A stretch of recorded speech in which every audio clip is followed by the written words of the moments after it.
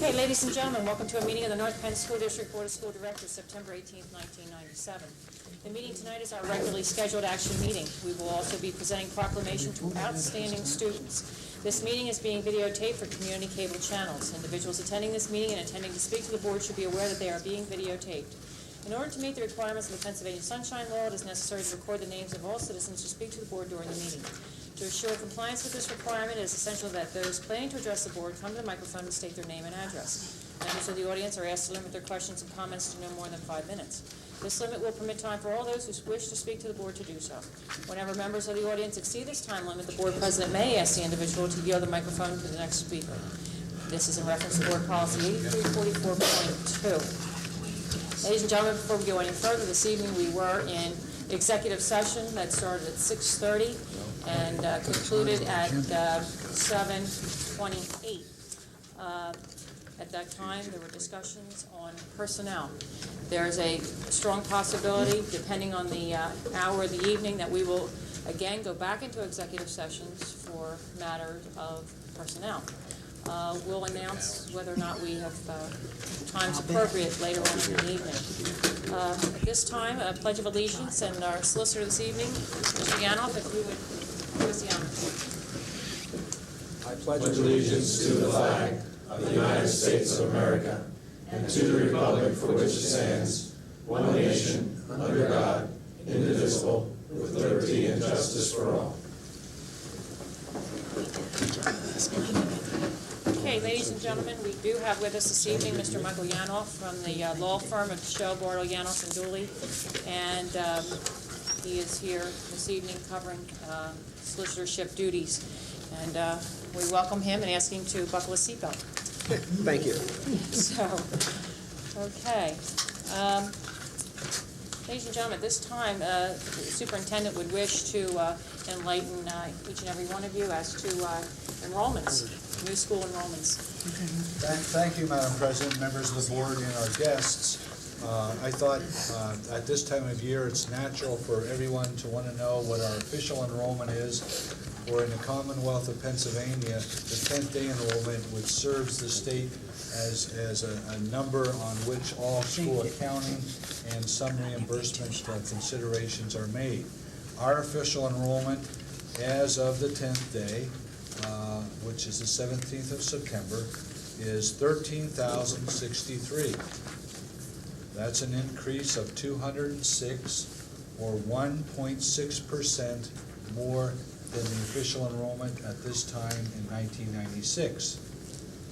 The elementary school enrollment it has increased by 85 students. Its current total is now 7,336. The middle school enrollment combined is 2,847, and an increase of 100 students.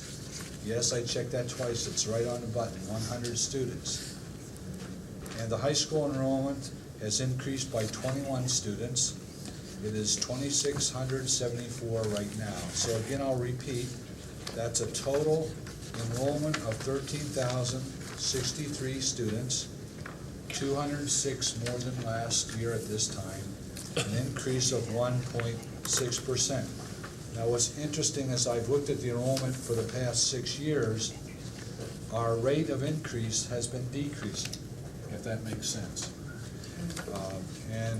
I'll go back to 1993 compared to 1992, and then give you the rate of increase each year up to the current year.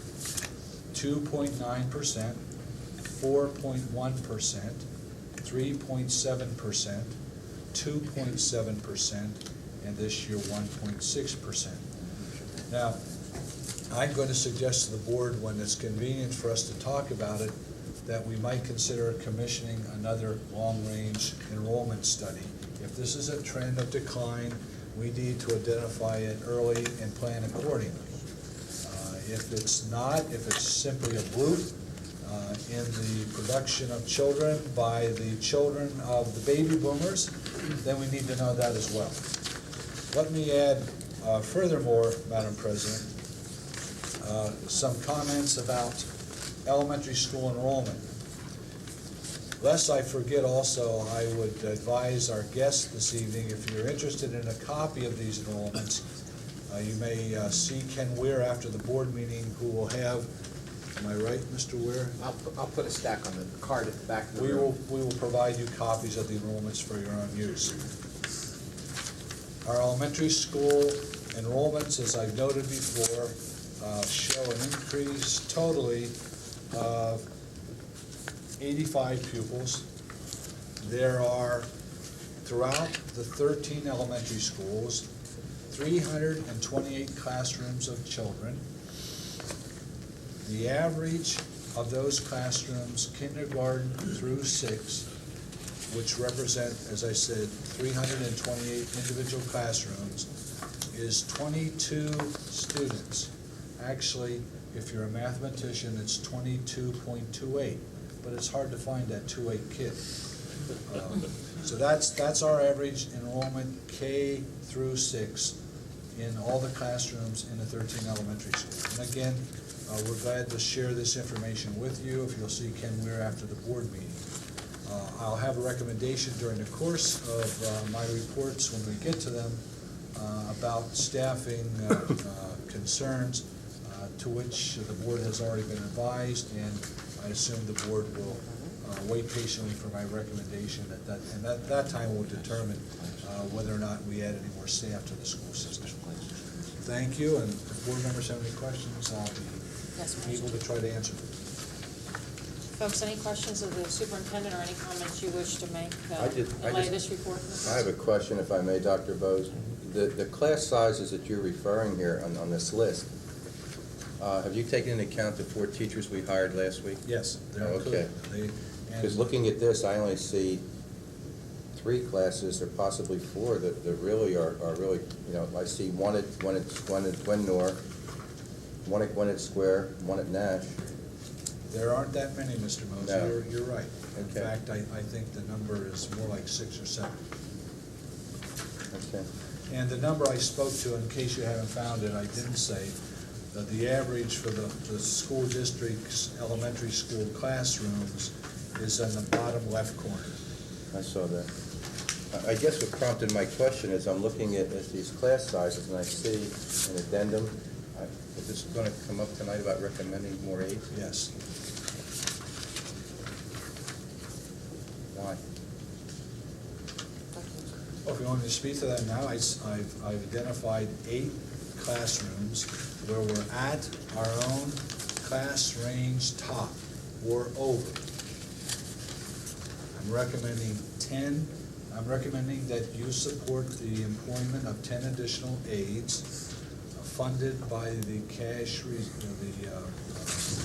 budget reserve, and that will be used immediately in 8 classrooms where that number is at or exceeds our own max in the average class size. 2 would be held in reserve, either not used, or as other areas appear with additional move-ins, we would add them where they're most appropriately would be of assistance. I would just like to point out at this time, as being a member of the Finance Liaison with Mrs. Shear, it seems like some things are coming forward. I assume last week when we hired these 4 additional teachers, that came out of the cash reserve also, right? No, Fund balance? that came out of the Was that budgeted? surplus and the attrition and the turnover of the staff. All right, but just to bring something up, because we only passed the budget a couple months ago, anything that we take out of that fund balance, that $1.5 million, we have to automatically tax for next year. We're required by state law, and in order to maintain our rating, in order for purchasing of bonds and so forth, we have to maintain a certain fund balance. Am I correct, Mrs. Shear? Well, essentially, that is driven by the board policy that's now up for Right. review. We are Right. establishing by board policy a commitment to a 1.5 minimum fund balance Right. in the budget reserve. I think the point that you're trying to make, Mr. Mosey, and it's a good one, that particularly in the area of recurring expenses, first, we do have to deal with the issue of replenishing the budget reserve for anything that is expended out of it as we enter into next year's fiscal year. As to whether or not it depends on whether or not you're carrying over a recurring expense such as an aide you're not necessarily committed to. If those 10 aides remain there, you then have to also replenish it as a line item in your budget. And you So will- it can be a twofold Mrs. Shear's expense. Right, So that's just for everyone to know. I understand That's that. what I Mr. understand. Mosey And was you will notice, extending what Mrs. Shear has said, that the recommendation is only for 1 year. So it will not be a recurring expense. You will give us, I assume you'll give us a list of where these 10 aides will be going. Yes, sir. Thank you. Mrs. Krieger? I just have a question on the back page. I just noticed at the bottom the note that says that the counts do not include the self-contained special ed classes. Is there a reason why we did not do that? And number two, I don't think that the only special ed count, at least at Montgomery, would be those self-contained special ed classes. I think there's numerous children at Montgomery that are in special education, so I'm just curious if those special ed numbers are accurate and only do not include the counts of the self-contained special I ed. believe they're accurate, Mrs. Krieger, but I would certainly, considering your concern, check for accuracy tomorrow before we go any further.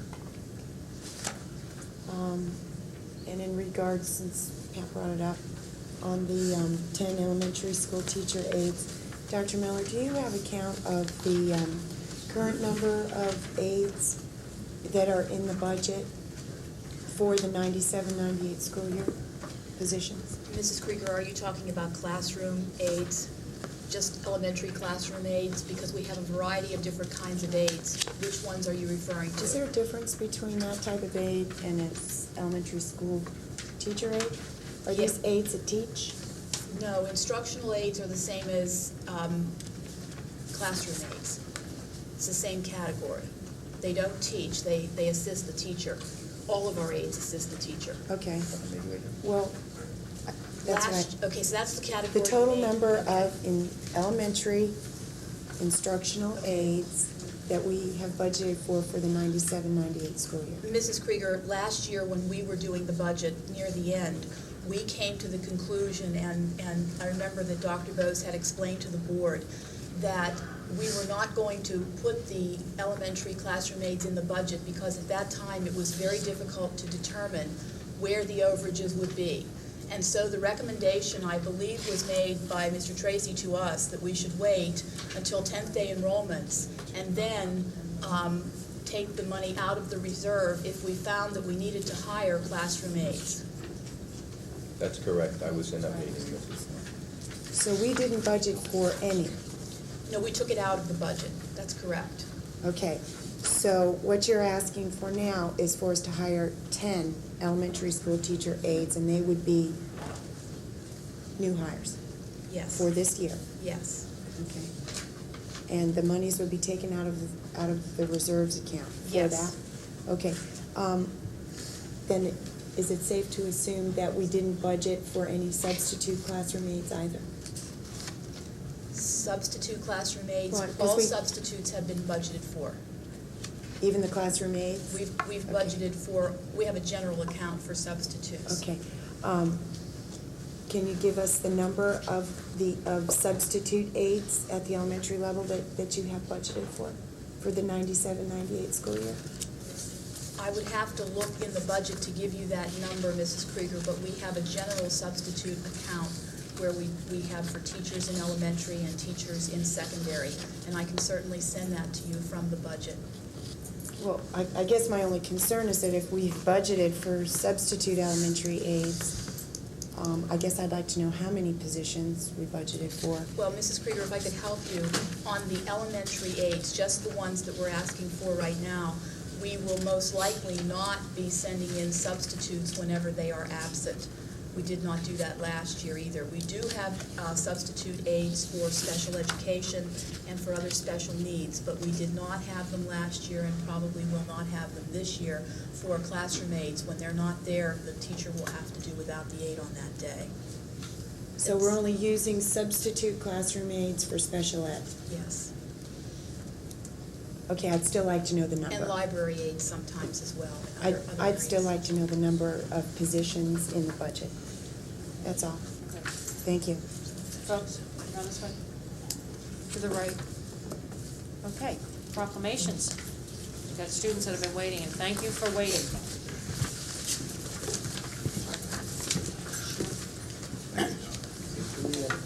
Thank you, Madam President. I'd like to invite Dr. Cotter, our high school principal, to come to the podium, please. We've invited Dr. Cotter to come.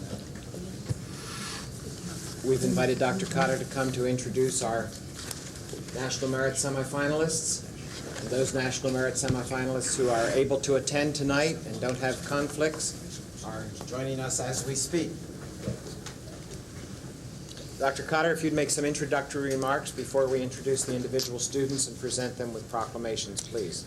Well, as principal of North Penn High School, I'm proud to present 11 National Merit semifinalists. You need to know that only 15,000 students nationally have received this honor.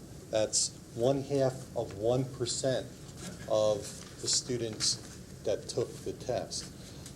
When you think about it, there are many schools in the United States that are fortunate enough to have one merit scholar or one merit semifinalist amongst their population. We have 11. That's substantial and significant. Additionally, these young people will be courted by probably some of the finest college institutions in the United States. They will probably attend the most select universities and colleges, and probably major in some of the most integral areas that are needed by this nation. We're very proud of them at North Penn High School, as certainly you are as a board and the community. So congratulations. I'd like to introduce them, or will you do that, Mr. If you would allow me to read the proclamation first. Okay. Okay. The proclamation reads as follows. Whereas many North Penn School District students individually and collectively perform distinguished service to their school in many activities, and whereas the reputation and image of the North Penn School District is built and enhanced by the performance of its faculty and students, and whereas the accomplishments of individual students in academic, artistic, athletic, leadership, literary, and musical endeavors bring positive community interest in school programs, and whereas the future of any community rests in the hands of its responsible youth, then the individual student is named for having rendered considerable service to his or her school and community by focusing attention on the academic accomplishments and by achieving the status of a National Merit Scholarship semifinalist student. Now therefore be it resolved that the North Penn Board of School Directors go on record this 18th day of September 1997 honoring the spirit and accomplishment of this exemplary performance. I believe the first student on our list was unable to be here tonight. Josephine Drew is not here. Is Matthew Elias here? Please, if you would walk around and shake hands with the board president and the superintendent, please.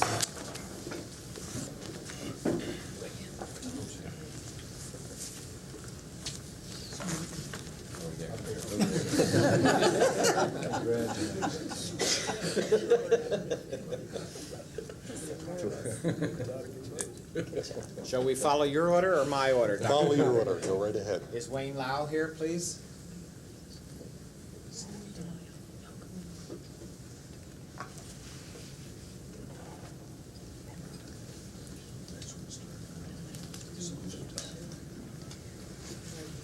Is Lee McCumber here?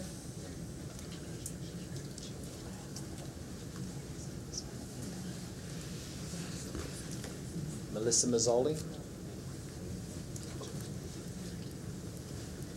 This is Melissa Mazzoli. Patrick Moose.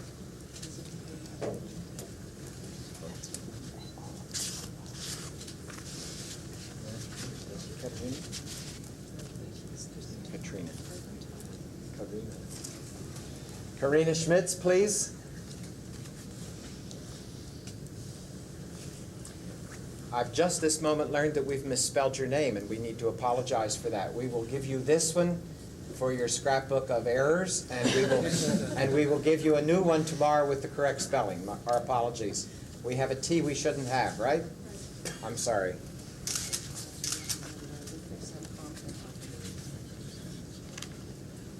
Doug? Not here, thank you. Chad? Yes. This is Mr. Chad Tressler, if you will, please. No extra T there. Here, Aaron. And last but certainly not least, Aaron Blake.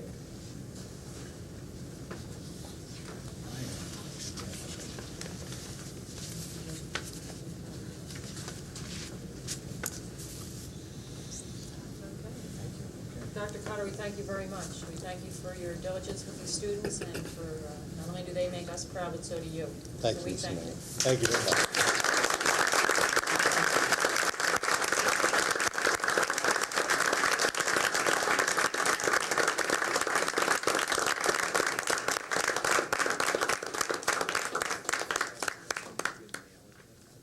Matthew, that there, you're right there, and circle around and. There, Pat. Congratulations. Folks, bear with us. This is the best part of the job. It really is.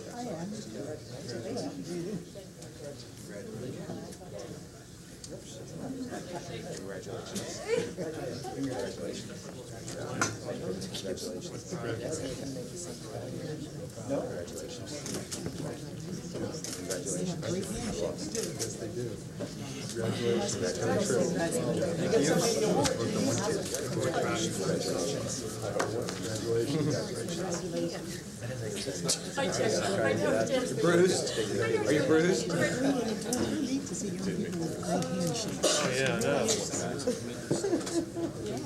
That's exciting. Ladies and gentlemen, thank you. I hope you'll agree. That's one of the pleasures of being on the board is the opportunity to meet these students, and we're always convinced that if not all of them, at least one of them someday is going to be very famous, and we're glad we shook their hand. We went right to proclamations without doing the minutes because Dr. Cotter and some of these students had other appointments to get to this evening. So if we could go back, members of the board, I need approval of the minutes of the 747th meeting held on 8/21/97 as circulated. So moved. Second. I have a motion by Mr. Mosey, a second by Mr. Schilling. Questions to the right around Schilling? The left? All in favor would say aye. Aye. Opposed would say nay. Thank you. I need approval of the minutes of the 748th meeting held on 9/9/97 as circulated. So moved. Motion again by Mosey. I need a second. Second. Second by Scher. Questions to the left, Mr. Mosey? Around? To the right? All in favor would say aye. Aye. Opposed would say nay. Thank you. Okay. Committee reports. Facilities, Buildings, and Grounds. Mr. Schilling. No report at this time. Okay. Any questions to Mr. Schilling? Thank you. Oh, go ahead. Maybe John will be able to answer it. Art, Yes, how are those mods doing? those mods are doing great. We occupied with youngsters today the Montgomery mods, and I would invite anyone to go and see the Montgomery mods as well as the North Wales mods. They turned out to be quite nice. We're very pleased with them. This afternoon, we set the two halves of the mod at Inglewood, and tomorrow morning we will have four halves delivered to Nash, which will be set tomorrow afternoon. So we're moving ahead, and I think the final product was well worth waiting for, and teachers are very happy at both schools where they are. And Inglewood and Nash should be Moving finished. along, yeah, considering we didn't get our permits until August 18th, Good. we're pleased as to where we are right now. Okay, thank you. Okay, Mr. Ward, an accurate answer to the question, how about those mods, is they're doing better than the Eagles. Okay. Any other questions to the left? Mr. Allen, Mr. Cummings, around? To the right? Okay, thank you, Mr. Schilling and Mr. Wood. Community Services and Policy, Mr. Hill.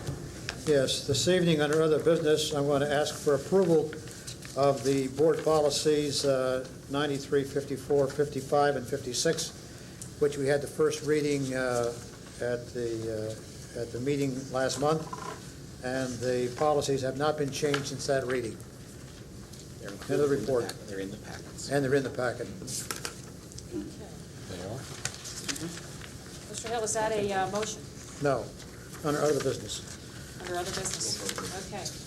Any questions of Mr. Hill? Specifically. Board members to the right, Mr. White?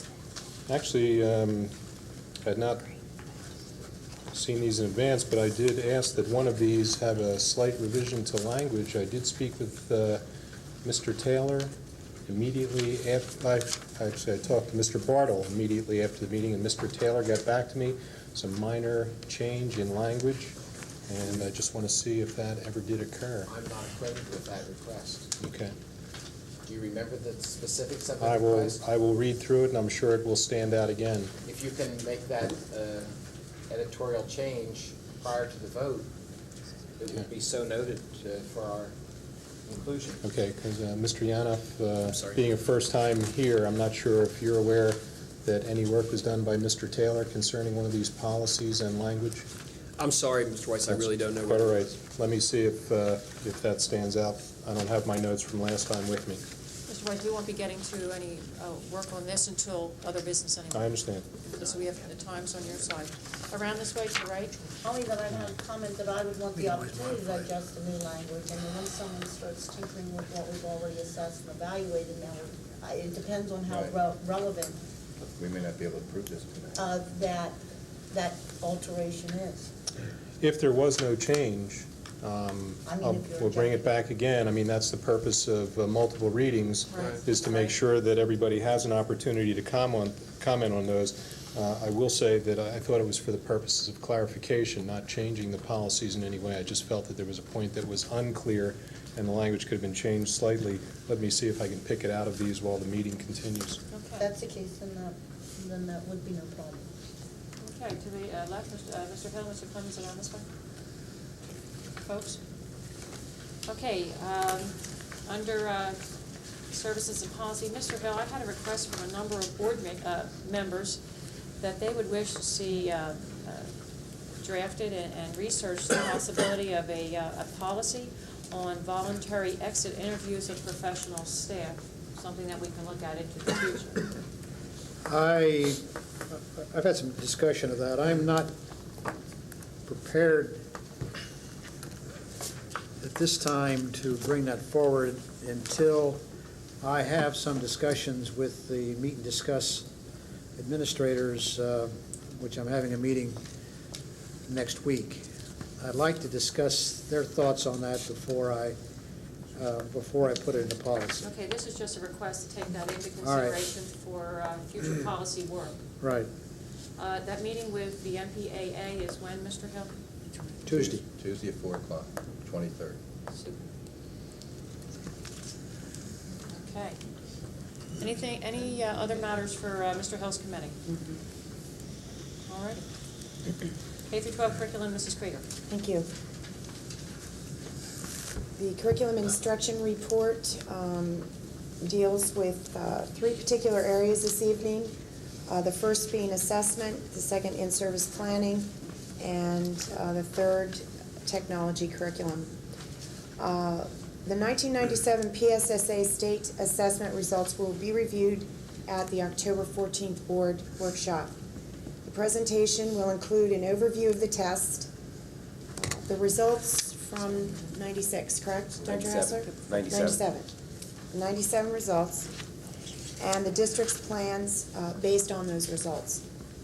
Under in-service planning, in particular early dismissals and staff in-service days, Dr. Robinson, Mr. David Page, the curriculum supervisors, and Dr. Hassler are finalizing the in-service schedule for 1997-98.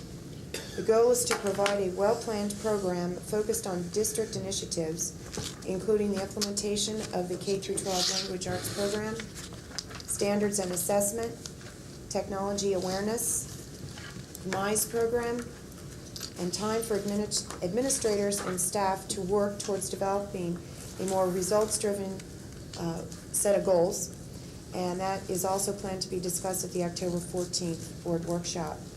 And finally, under technology curriculum, Planning Committee met this past summer to outline work that needs to be part of the development of a technology curriculum.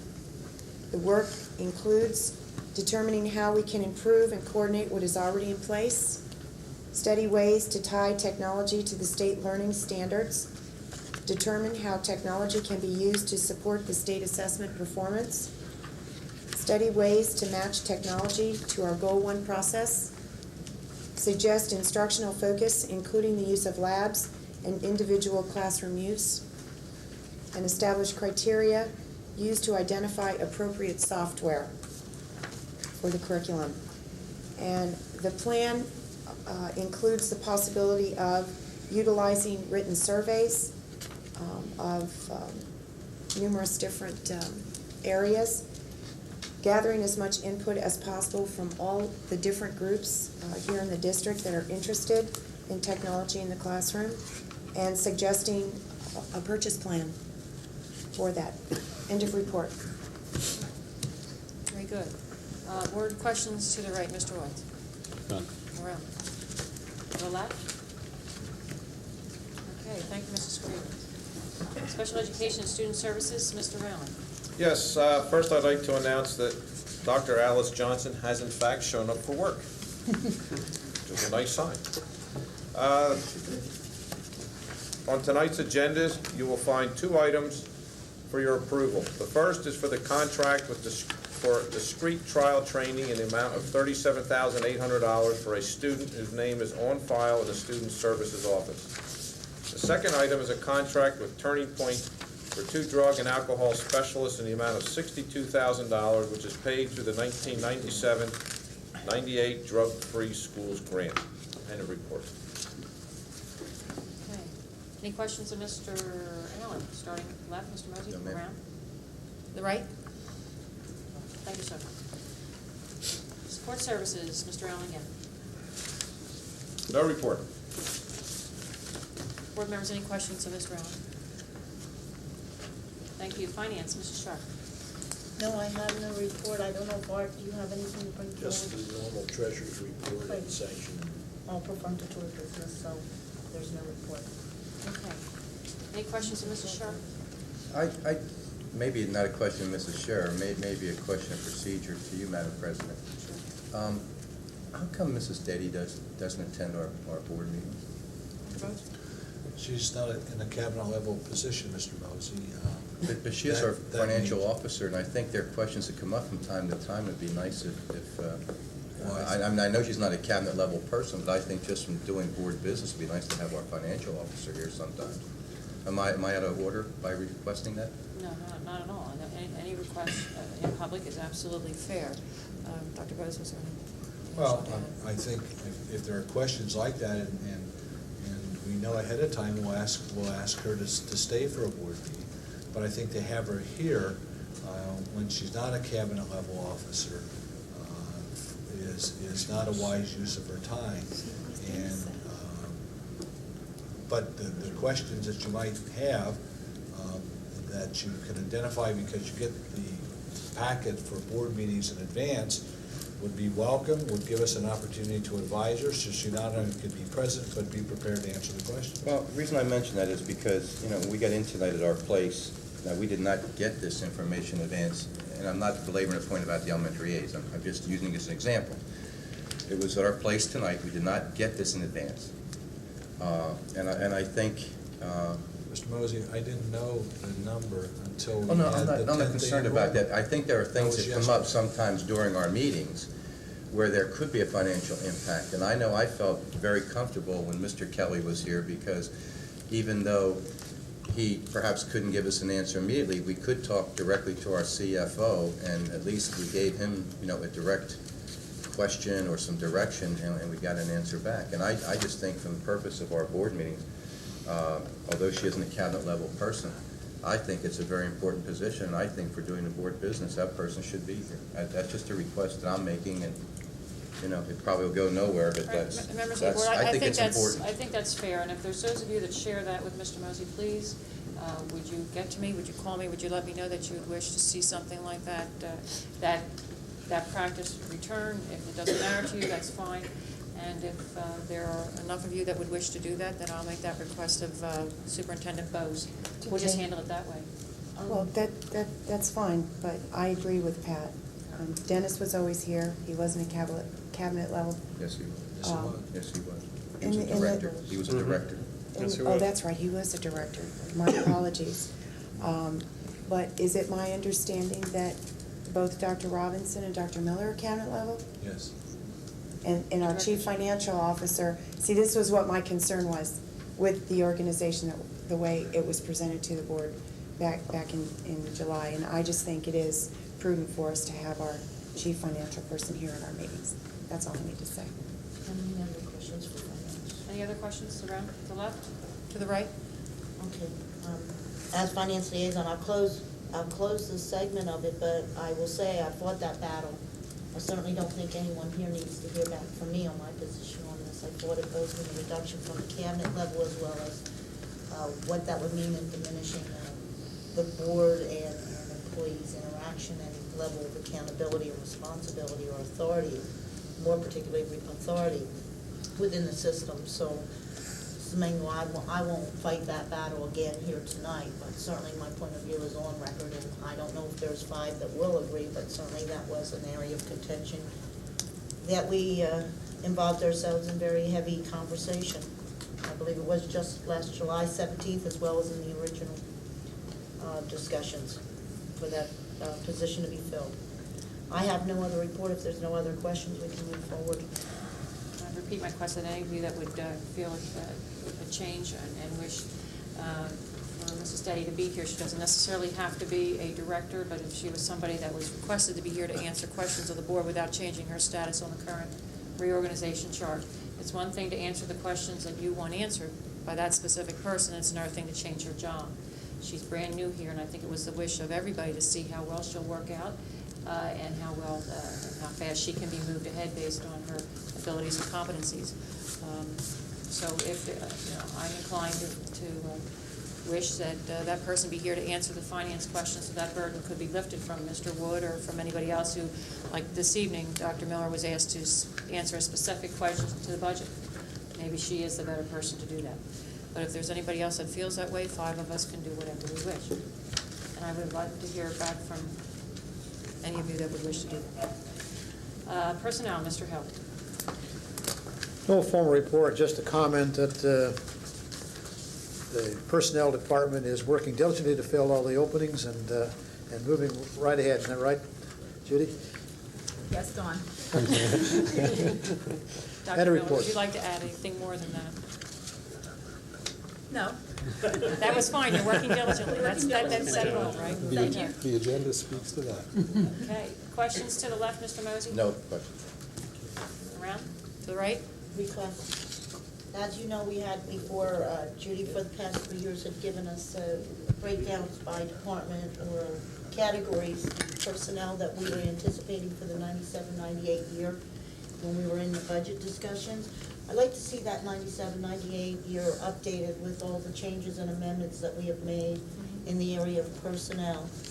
And I'd like to say at this time, some of this relates also to the perspective that may come into the picture on the classroom aides position as we sit here and look at the enrollment increase of a total of 85, 87, I think it was 87 students across the elementary grades. And the fact that my understanding is at this current time there were 13 additional teachers that came in this year. At the elementary level, Judy, if you want to move forward? We have approved, if you remember earlier this year when the budget was passed, Mrs. Shearer, the board approved 13.5 elementary teachers. 13 of them have been filled. 0.5 we have not filled yet. Okay. And in the last board meeting, you approved 4 additional teachers, 3 of whom have been filled. Okay, so essentially there is the authority for 17.5 as well as, and at this point we're at the 16 for what we have actually brought online. That's correct. And in correlation with the increase of the student population at that elementary level. Certainly some of that was corrective action from what we had from last year's enrollment. But I'd like to see all those figures updated because there have been changes made from the original proposals and intents at the time of the budget. And if we could get all those numbers from administration on through to the staffing of be it support and everything, an updated sheet would help. Mrs. Scher, that is already in the works. We are waiting until we have all the numbers from all the departments. We felt that if we waited until September the 30th, we would have a more stable number to give you. Right now, in fact, I was working on that today, and I started to smile when you said that, but we only have it for the categories specific to our department right now.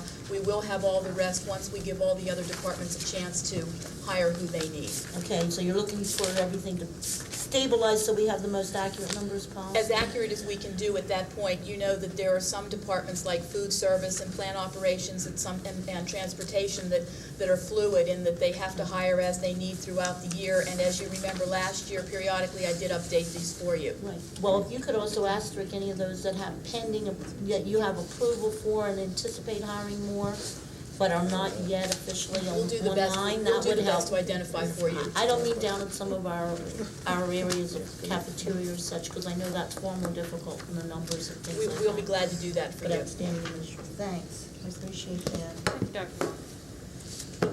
Okay, any further questions? Thank you, Mr. Hill. Legislative, Mrs. Shaw? No report. Okay, any questions, Mrs. Shaw? Thank you. Technology, Mr. White. Just a note of regret that tonight we will be voting to accept the resignation of our Manager of Technology, Mr. Louis Nyman. I believe that he will be missed, and I wanted to wish him the best in his next endeavor. Very clear. Any questions of Mr. White? Around? Okay, thank you. High school expansion, Mr. Mosey. No report on the expansion, Madam President. I do have a report on NAPTA.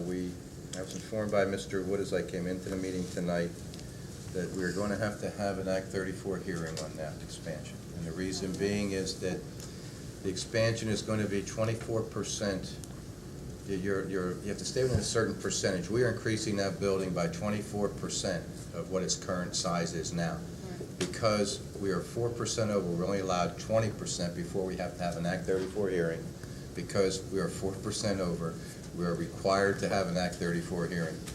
It's going to slow the process a little, but I informed Mr. Wood that I will be here for 3 other meetings on Tuesday.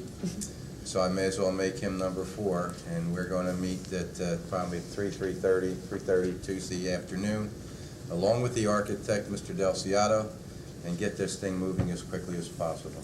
Would you like a cot or just a simple sleeping bag? I don't know, unfortunately. How about a pup tent? It's like I'm back in the Army. Unfortunately, we never used tents. We could just throw them on the ground and sleep on top of them. Okay. But we're going to try to get this moving as quickly as possible. Unfortunately, we're probably looking at a minimum of 30 days. I think it's 30-day notice. It's actually going to be longer than that. We have to advertise 20 days in advance. We need to have Department of Ed approval for the Act 34 document, and then following the hearing, if you recall, there are 30 days that we accept any concerns of citizens. So it's going to be a considerable delay.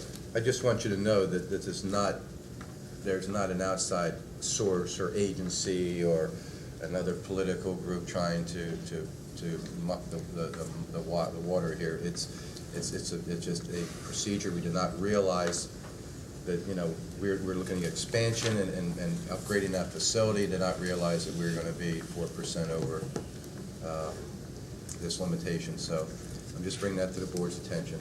We're going to have to work on it and get it moving as quickly as possible, and we will. There was no consideration to pare back 4% of project to beat the due diligence and then add it later? We even talked about that. To the proposed, if we were to eliminate 2 of the proposed classrooms, we would fall within the 20%. But the problem with that is we're really looking for classrooms more That's what you wanted. than anything else. So it's kind of difficult to. Okay. There's no way you can waive that hearing? No. We tried that. Department of Ed, it's a Department of Ed requirement. Right. That's why I said this isn't any political move on anyone's part. This is coming down from the Department of Ed, so. If they didn't create hairballs, they wouldn't have jobs. Anything else to the left? Like that one, Sean. To the right? Just to confirm, Mark, there's been significant discussion with our solicitors regarding this and whatever options or opportunities might be out there. For this particular instance, I'm just starting the process now. I mean, I've had no discussion with a solicitor at all, other than, I mean, having been through one and having prepared the booklet, I mean, we're just starting the process to put the booklet together. Could I just ask, there's a last hope here that perhaps you present this dilemma to Mr. Bartle's office and I see can- if there's any creativity there or any recommendations or suggestions that they could help in facilitating this process, or perhaps in being able to avoid it. If not, at least they can help make us see what they can do within the fine print of all the regulations and I can rules as to discuss what we that might with be Mr. able to do. Barr. He will ultimately approve the document as it relates to the resolution you pass and as it relates to the advertising that we do for the hearing. But up to that point, I mean, the Department of Ed, we pleaded with them, and there's no room for, I mean, he made it abundantly clear if it was 21%, you'd be having an Act 34 hearing. But I can certainly talk with Mr. Okay, because within the Local Government Unit Debt Act and also, you know, the code regulations, you never know, there are sometimes those escape hatches, those exemptions that might be there. Perhaps not, but if we go through this and then, it doesn't help us to find out at the end, after we've lost all this time, that there was something. Vicki, this isn't coming This is from the the Department of This is Education. Department of I Ed. realize you're missing my point, though. I'm saying, they're saying under these given conditions, Right. you need to do this. I'm saying, let's place it in, and at least seek some help from our solicitors Oh. in order to see if there are different minor changes in the conditions that could perhaps avoid. I think Mr. Yanoff was making notes to that effect. I have it. I saw I did. him writing over there. I did, So, Mr. Mosey, thank you. super. Thank you. Okay. Thank you, Mr. Mosey. You're welcome. North Monco Technical Career Center, Mr. Allen. Yes, a couple issues. One is the steel is being placed for the addition. They expect the builder to be done sometime toward the end of the year, at which time the students will take over doing the finish work. So we are basically on schedule with that, maybe a month behind, but everything is fine. Secondly, we believe that the enrollment there is approximately 900 students this year, which, if you think about it, that people were considering closing that school down 8 to 10 years ago for lack of enrollment. We're now putting an addition on because of over-enrollment. And I think that those of us who know what's going on there will put most of the credit, if not all, on Dr. Michael Irwin and his staff for making that school modern and relevant to today's kids, to today's business world. And it is a sight to see what he does over there with his curriculum, with getting the kids out in the workforce on the apprenticeship programs, and he and his staff are to be commended. And I think the enrollment shows the kind of job that he's doing. And I don't know if we got a notice for this student. Do you know, Don? No, we did not. We did not? It's not been recorded to me. Secretary Weir, have you received a letter from Dr. Irwin for an award or a request for proclamation for one of our students winning a national Came in competition? 4th nationally. Right. I'll check with my staff, I'm not aware of it. Okay. We had suggested at the meeting that From Dr. Irwin. that he receive a proclamation because it was a national competition, and this young man came in 4th in the whole country. Whole nation. We'll call Mike tomorrow. And I would just like to add that I'm really impressed because they had to put in new HVAC and all kind of wiring over there, and a lot of it still looks like it's you know, kind of like Bill said a few weeks ago, Beirut, but really they're a lot farther ahead than you think. I mean, Dr. Irwin gave me a little tour the other night after our meeting, and just to see what they've done in terms of wiring and ductwork and everything. They really have they're ready to start finishing the building off now. A lot of the underground work has been finished, but they're getting a real reputation over there. They're constantly searching for grants, ways to improve their programs. And Dr. Irwin is even getting some recognition because he has been asked to speak at another technical schools convention the end of this month, next week, I think, isn't it? Yeah, he's actually being called now because of the job he's doing. He's actually starting to get a reputation as to what's happening in our area. So He's looking for an going to be agent. highly commended. He's excellent. He found one. Okay, any questions of these gentlemen? I think it would be crossed by more as a comment that follows up with what Bill was saying. This is the second year in a row that I've seen this amazing trend of having a higher ninth grade enrollment than in your higher grades of 11th and 12th grade, Right. which is showing that changeover in the trends that Bill was referencing. I mean, it's just absolutely amazing. We have 124 ninth graders up against the 12th grades class level of 61, where traditionally it wasn't until students reached the high school and your 10th and 11th grade built your enrollment in your VOTEC. So as we look at these numbers, you'll see how it began last year with the jump to 123 of the 10th. Well, most of those were starting at ninth grade. That's not only a testimony to what's happening at the VOTEC. I think it may also, we should also give some credit that perhaps this is the new direction of the guidance curriculum that's taking hold, the career-oriented changeover that was made through the guidance committee and with the support and certainly input of all our administrators. And now we're seeing this effect here, and it's a very positive thing because many of these children, I believe, were the ones that we hear so much about that slipped through the cracks. Mm-hmm. Well, there's an apprenticeship program that starts at ninth grade, so Oh, it's yeah? specific for ninth graders to sign up at that time to make full use of apprenticeship. 4-year program now. Right. The VOTEC, It's Technical Career Center. Right, that's it.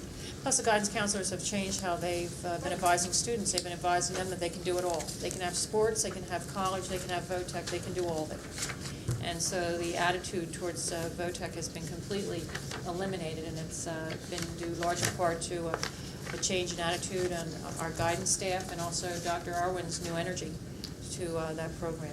So it's cool to go to tech school now. I think we ought to start addressing the school the way Dr. Irwin asked us to, Technical Career Career Center. You know what, those of us have lived here We forever. keep saying We'll never VOTEC, get over and that. he keeps correcting us, it's All a the time, career center. Career Center.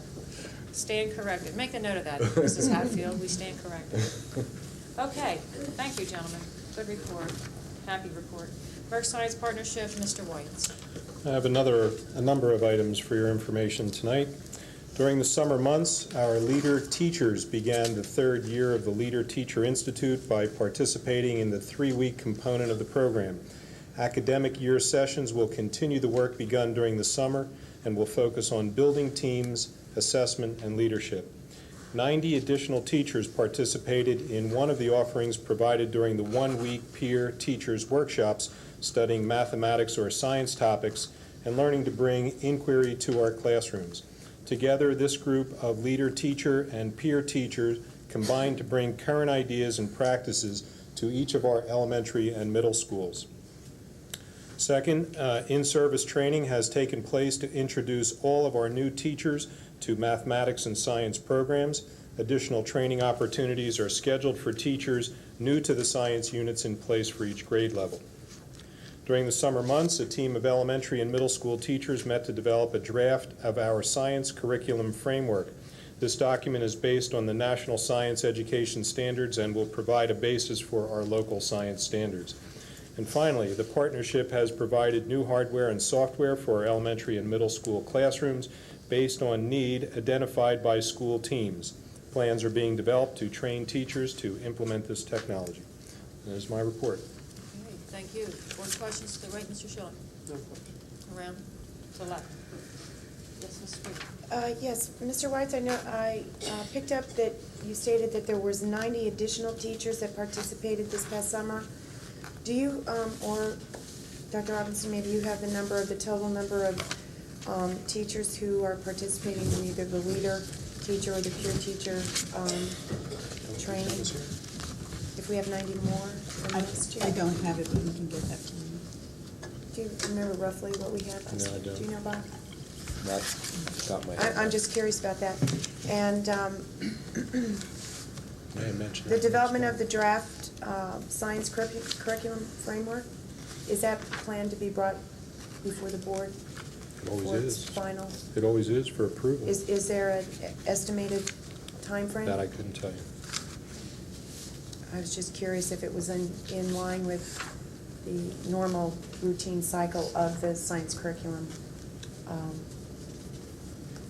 do you call it? I can't Review directly the speak to that, curriculum. but this has been a work in progress since the relationship has started with the Merck Institute for Science Education. It was agreed that they were going to develop a hands-on science curriculum and focus K through 8.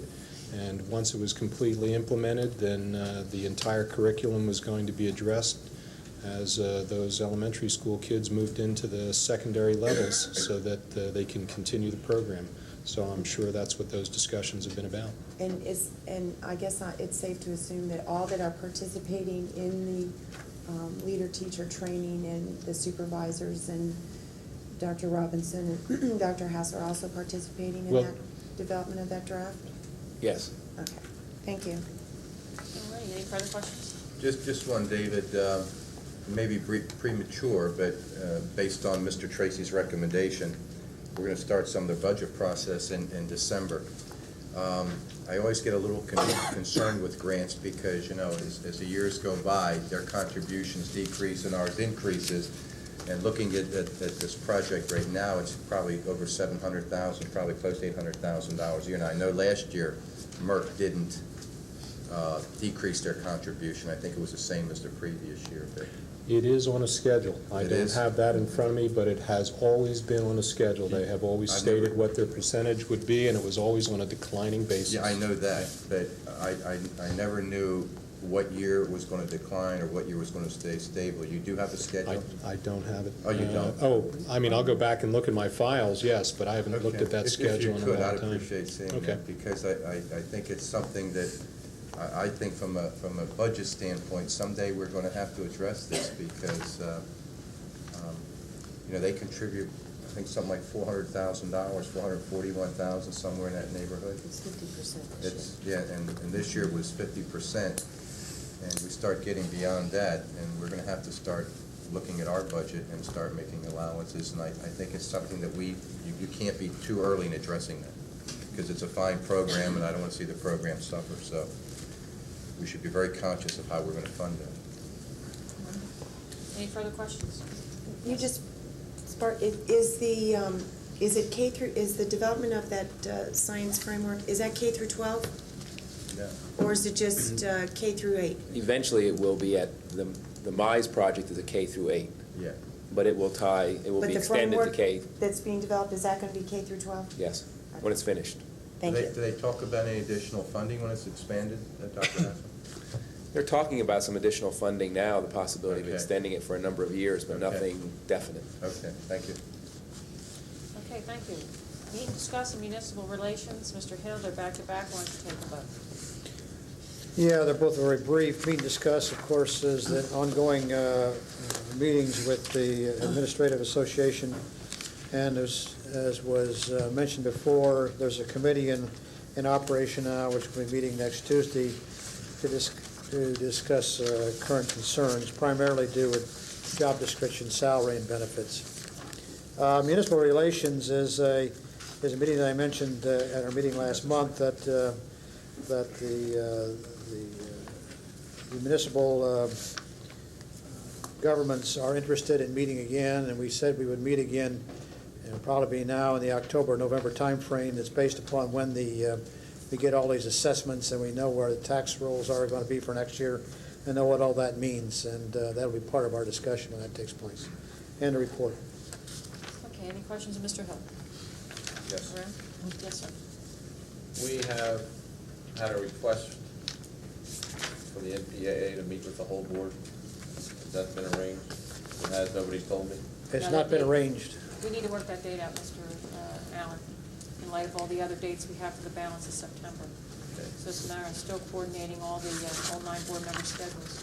So this is the already existing committee that should continue until we get that date. And also has to coordinate with the teachers, I'm sorry, the faculty members represented on the MPAA. They're all involved in Okay. start up of school activities, so we're trying Just don't want it to find a forgotten. calendar date.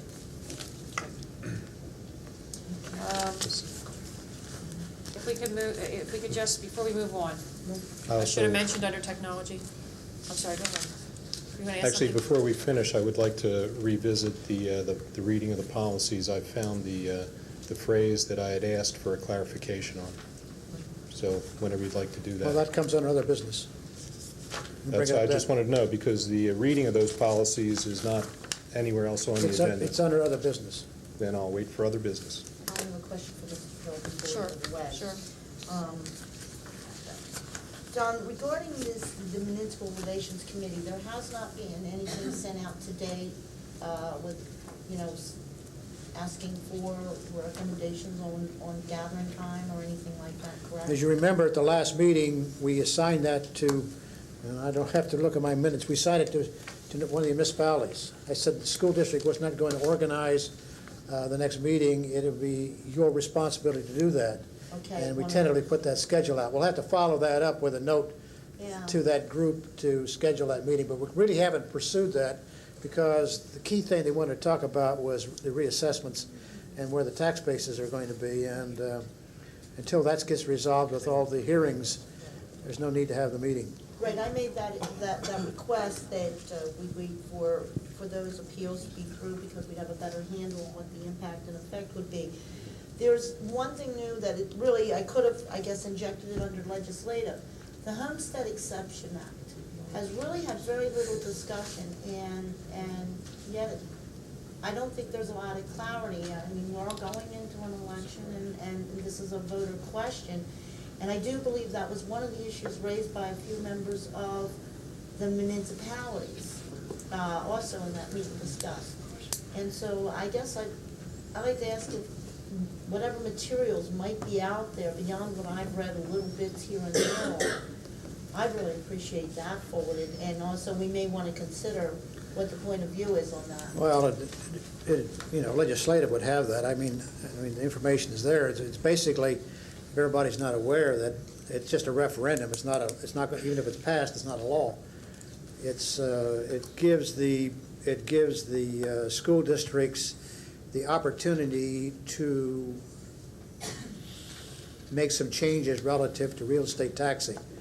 In other words, we can reduce the real estate taxing on private homes, but not reduce it on corporations or businesses. So, and by doing that, by reducing it, then that means you could possibly levy an earned income tax and that combination thereof. But that's to be voted on at the next election as a referendum only. Right, and we may be meeting after that time, but I think that is something that is also a very legitimate subject matter for the municipalities and the district to have an exchange. I'm sure there will be discussion Because item. what we do affects them and their residents and where they may be headed could affect our perspective on that. So if, whether it's general beforehand or if we're talking after the election and that position's been there, I mean, these are gonna be new decisions they're facing. If they put it at the discretion of the local municipalities and taxing bodies, well, now this is a new issue that we haven't had to necessarily deal with. That's true. So we might wanna have that included with municipal relations. Good point. Okay. Thank you, Mr. Scher. Members of the board, you'll remember that we set a date of September 25th for a technology meeting on the technological improvements of the high school library. And at that time, it was requested that the technology committee and Mr. Weir bring forward those participatory members of the high school to come forward with their recommendations to this board. That was the 25th. The problem with the 25th is that is also the night of academic awards and related ceremonies at the high school, which key players, Dr. Cotter, Dr. Hines, etc., need to attend also. Not wishing to move it further ahead into October, because I know 2 members of the technology committee will be out of the country, and also that's generally taken as foot dragging. We decided to attempt to bring it forward. I need to know if the 23rd, Tuesday the 23rd, 2 days earlier, this board, or majority of this board, can meet to do just that. If so, then we have a date, and I would want to announce it now to the community. Yes. Yes, sir? Around? Mrs. Krieger, are That's you fine. okay? Mr. Clemens, I think you mentioned, Mr. Hill, Yes. folks? Okay. And that's at 7, Work right? session for a single Work topic. session, single topic only, What, At 7:30 or? 7:30. 7:30. Okay. And Mr. Clemens, you are on the technology committee, and I would hopefully, would hope that the members of that committee would bring you up to speed. And Mr. Weir, you too, would you bring Mr. Clemens up to speed in light of his missing that evening, or he anticipates missing that evening? I'll put it in his email. Email. There you go. There you go. Okay, ladies and gentlemen, consider that an announcement, please, that on September 23rd, 7:30, we will have the promised technology meeting on the improvements, technological improvements at the high school. So it's 2 days earlier than you anticipated. Okay. Thank you, board members. Audience of citizens, ladies and gentlemen, it's your turn. Mr. Sherpinsky? Anybody wishing to speak to the board, please come forward and do so. I came tonight to talk about a particular subject. My name is Vince Sherpinsky. I'm from Talmadge Township. But some of the other information that came out, I want to make some other comments. Dr. Bose, I'd like to thank you for the 10-day enrollments. I came by earlier today to try to get it, and I wasn't able to attain it. Thanks for handing it out tonight, since it's a board meeting. There's a lot of people here.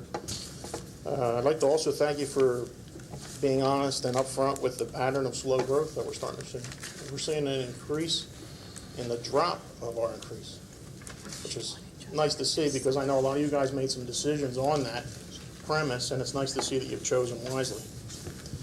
Also, Dr. Bose made a recommendation that he suggested we do a PEL update, or order it, or consider it.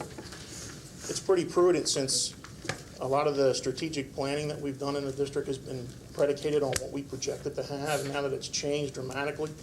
Last year, we saw almost a 400 student drop over the projections. The year before that, it was over 100. This year now, it's about 700. That's a significant drop over the projections, and it's going to change some of the thoughts that you guys are putting forward on some of the initiatives you have for your facilities and some of your future needs, especially your future planning. So it's prudent, and I would support it too. I think it's a good idea. One of the other things tonight that it's in the agenda I saw, and it's kind of related to the 10-day enrollments, I guess, because the consequences of some of our decisions bring forth other problems. When we chose to support, or at least when I did, support an addition to the high school, we knew that that would cause some concerns in some areas. It also was that way at the elementary school when I supported the addition to the elementary school at Knapp, and also the modulars. Dr. Bose made a recommendation tonight, and I heard some comment about it earlier, that he wanted to hire some additional aides to handle some of the problems that have occurred.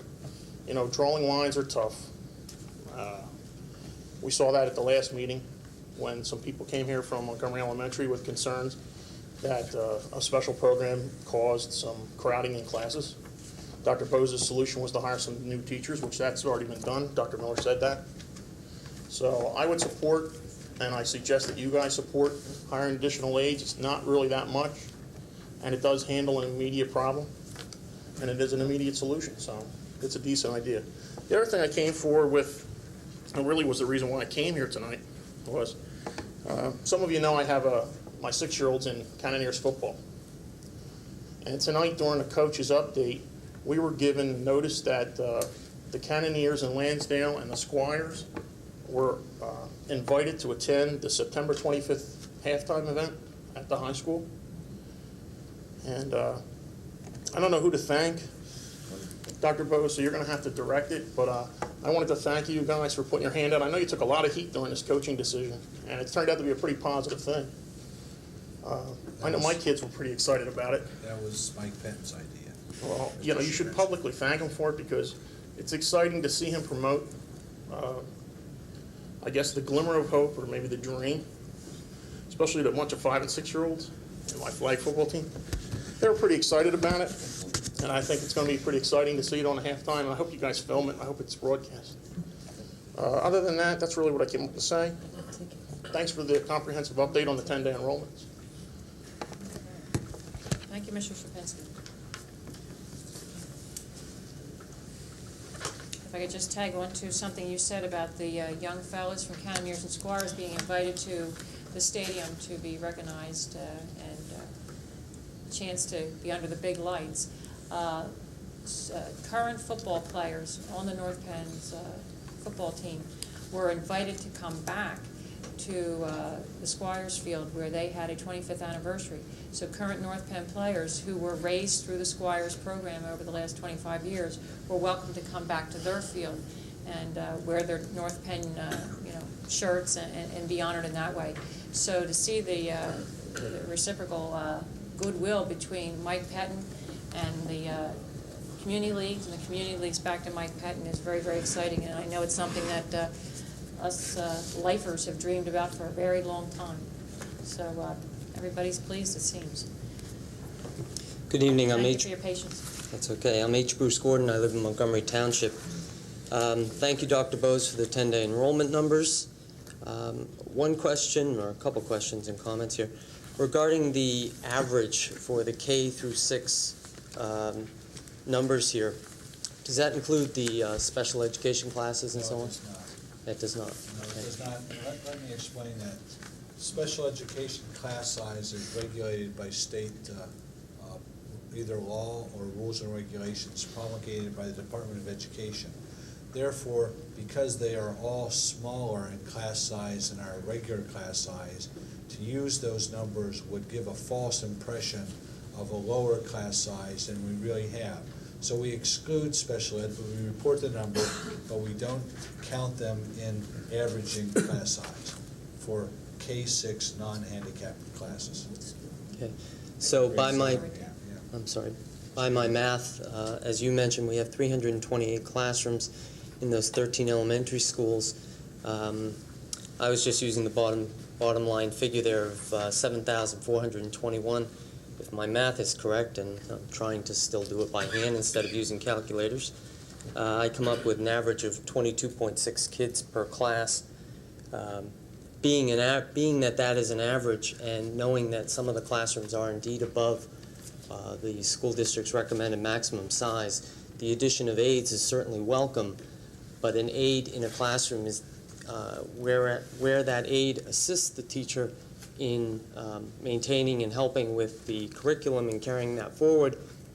That to the students is not the be-all, end-all solution. We need the teachers to have an appropriate number of students in their classrooms so that each and every student is getting the attention of the fully qualified teacher, not that of just an aide in that assistance, and I hope that will be considered.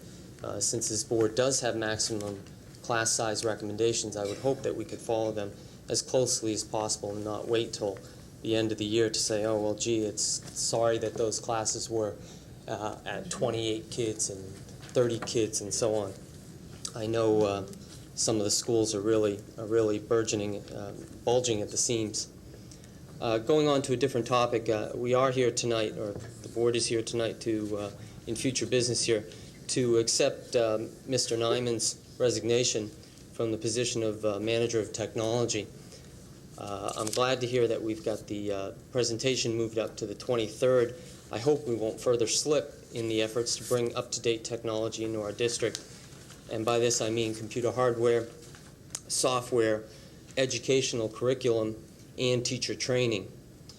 With regards to the report about K through 6 or K through 12 curriculum and the purchasing of software, or the suggestion of purchasing software for computers, I'd suggest that you not necessarily do that.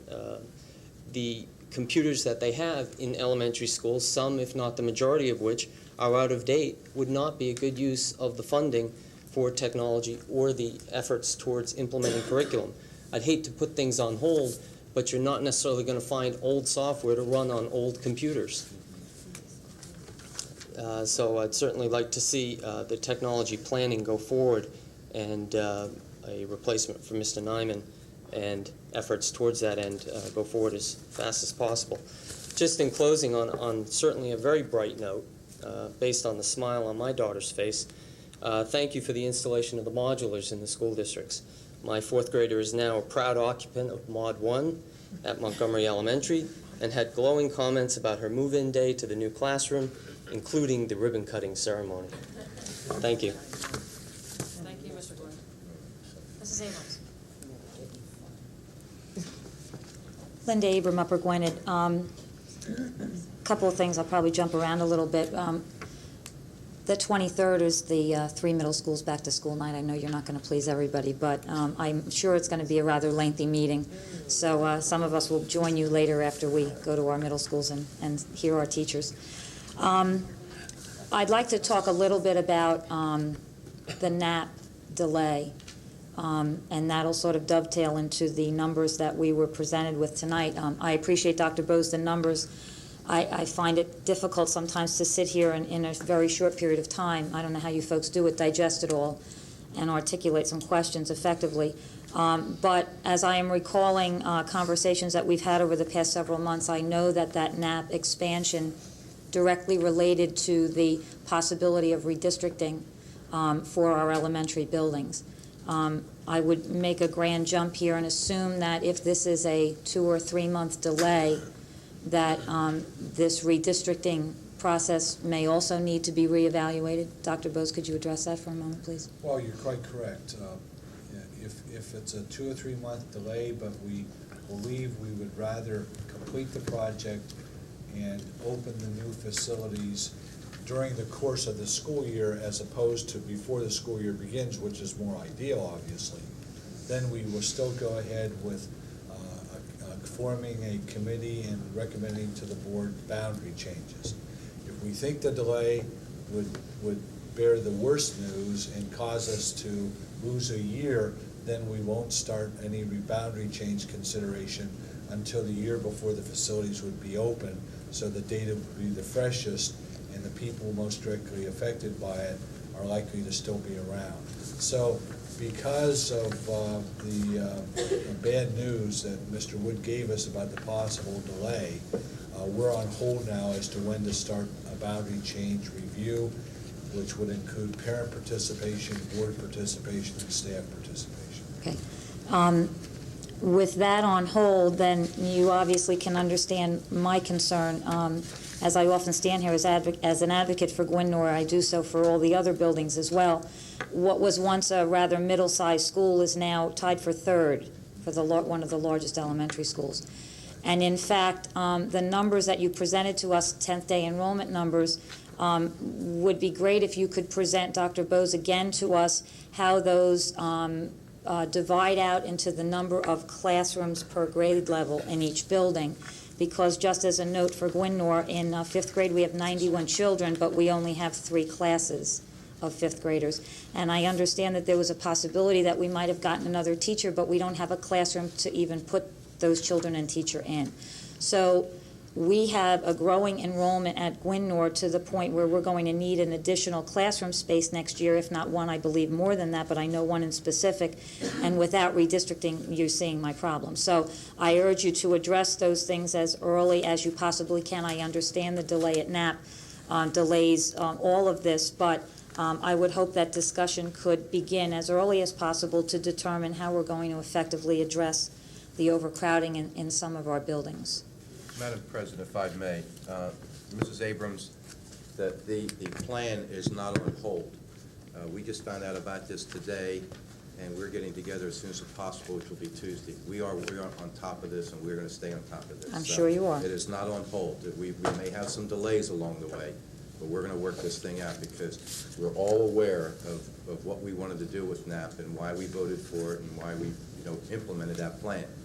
So we just found out about it today. Tomorrow's Friday, and we have the weekend, and we're going to hit the books on Tuesday. So it's not being put on the back burner. Well, I didn't mean to imply that it was being put on the back burner. You just said that what you had just mentioned about that. I forget the exact word you used, but I got the impression that now we're in a long delay process. No, we're going to do everything we can to keep this thing moving. Well, I certainly wasn't implying that. My concern is, of course, the issue of. Put you at ease. We're aware. Thank you. I think think your concern was more with the formation of the Boundaries Committee, though. Yes, which directly related to the NAP expansion, and I think Dr. Bose addressed that. It's the more long-term permanent relief that Glenmore Yes. would get. Right, As and not would- just us, obviously. As would Bridle Path and Right, Montgomery. exactly, Right. exactly. And I'm sure the people at NAP are also concerned because, they too would like this to continue, as we all would. So it's unfortunate that this delay has occurred, and I'm sure that we will make every effort to speed the process along. But I just wanted to dovetail that to my concern about the overall size of the building. Would we be able to get, Dr. Bose, the breakdown of these numbers by classroom? Yeah, I think you have them. If you haven't looked at the second page, you should have two. We only got one, that's why I'm asking. They didn't get the second. There's a second page that gives you that. I'm sorry. We'll, Okay. Okay. It's sort of hard to, If you don't mind waiting after the board meeting, I'll Okay. make you a copy of it. okay, thanks. I don't think I gave it to Mr. Weir to copy as I did the first page. Okay. That's my fault. Okay. I'll They make- usually come hand in hand, so. I'll make you a copy after the meeting. Okay, We're thanks. heating up the copier. Okay. Now I've lost my train of thought. Okay. When we are looking at the percentages that Dr. Bose referenced earlier, that there is a increase in our decline, I'm not saying that correctly. A decrease Dec- in no, our annual incline. increase. Okay.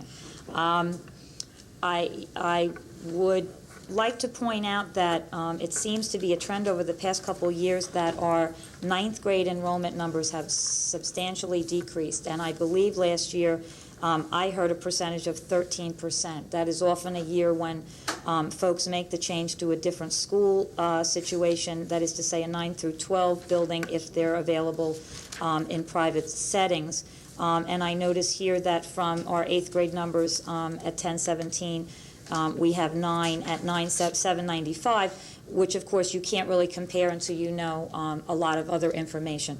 But I would always stand here and express caution about any major decisions that are made with regards to significant numbers of decline, because I feel in my own building there are people with children in preschool and babies in buggies to boot. So I would ask your diligence in looking at our numbers, and if a PEL study is required, then certainly that be the case, we would be able to get a real handle on a new trend if there is such a thing. I think that's all. Thanks. Thank you. Okay, ladies and gentlemen, Mrs. Abrams' concerns is a perfect segue for me to ask now for you to consider that I will need volunteers, 2 or 3, to be on a boundary committee. It is said that you have not been a board member till you've served on a boundary committee. I've done mine. So if you want to earn some war stripes, I've been there, done that. extra badges and buttons, being on a boundary committee will accomplish just that. So I need 2 or 3, so we'll be looking for volunteers, or we can all draw straws. Yes, Madam. The only thing I want to say about the boundaries. You're picked. No, it just came to mind.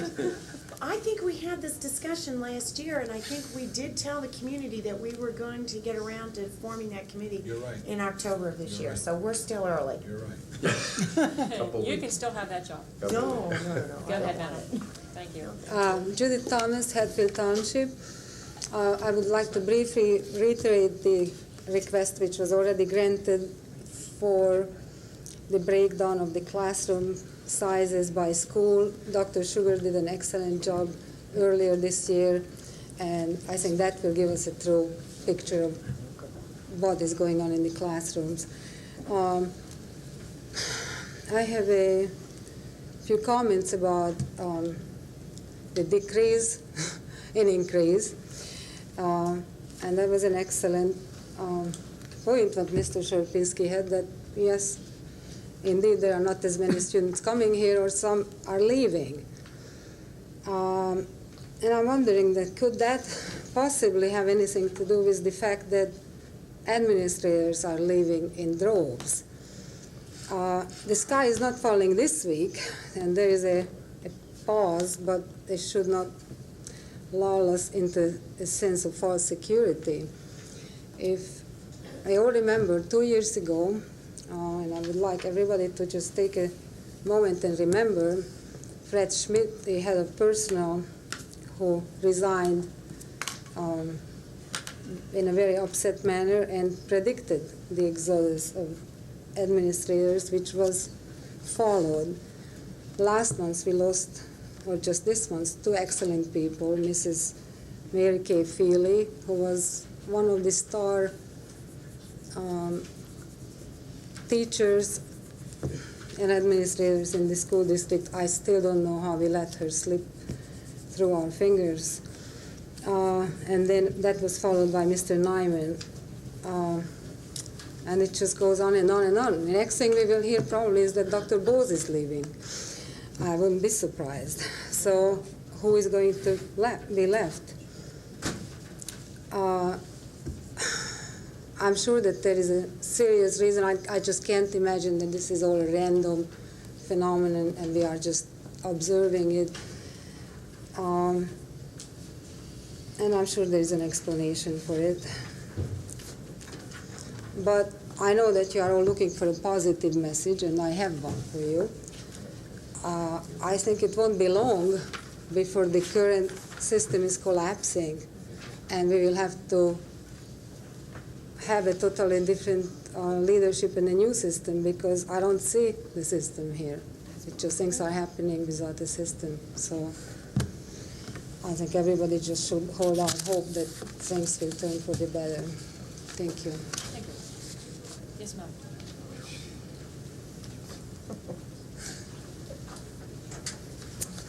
My name is Sheila Rudnick from Montgomery Township. My kids go to Gwen Nor. I guess I've got the second sheet of paper. It was handed to me. There are now 5 second grades, and as a parent of a second grader, I appreciate that, because last year there were 28 kids in my son's class, and first grade is a really important year, and 28 kids was a lot. So having 5 second grades does mean a lot to me. But I am concerned that next year we will need now 5 third grades, and we will also be increasing the 5th grade to 4 classes. So we will be looking at two classrooms that will be short next year. And so I do worry that the delay, even opening the school and not having a place for 2 classrooms at Gwen Nor, is a problem for next year. If there's if you can open the NAP expansion in September. And I would hope that we don't have 28 kids, 29 kids in 3rd grade go backwards instead of forwards.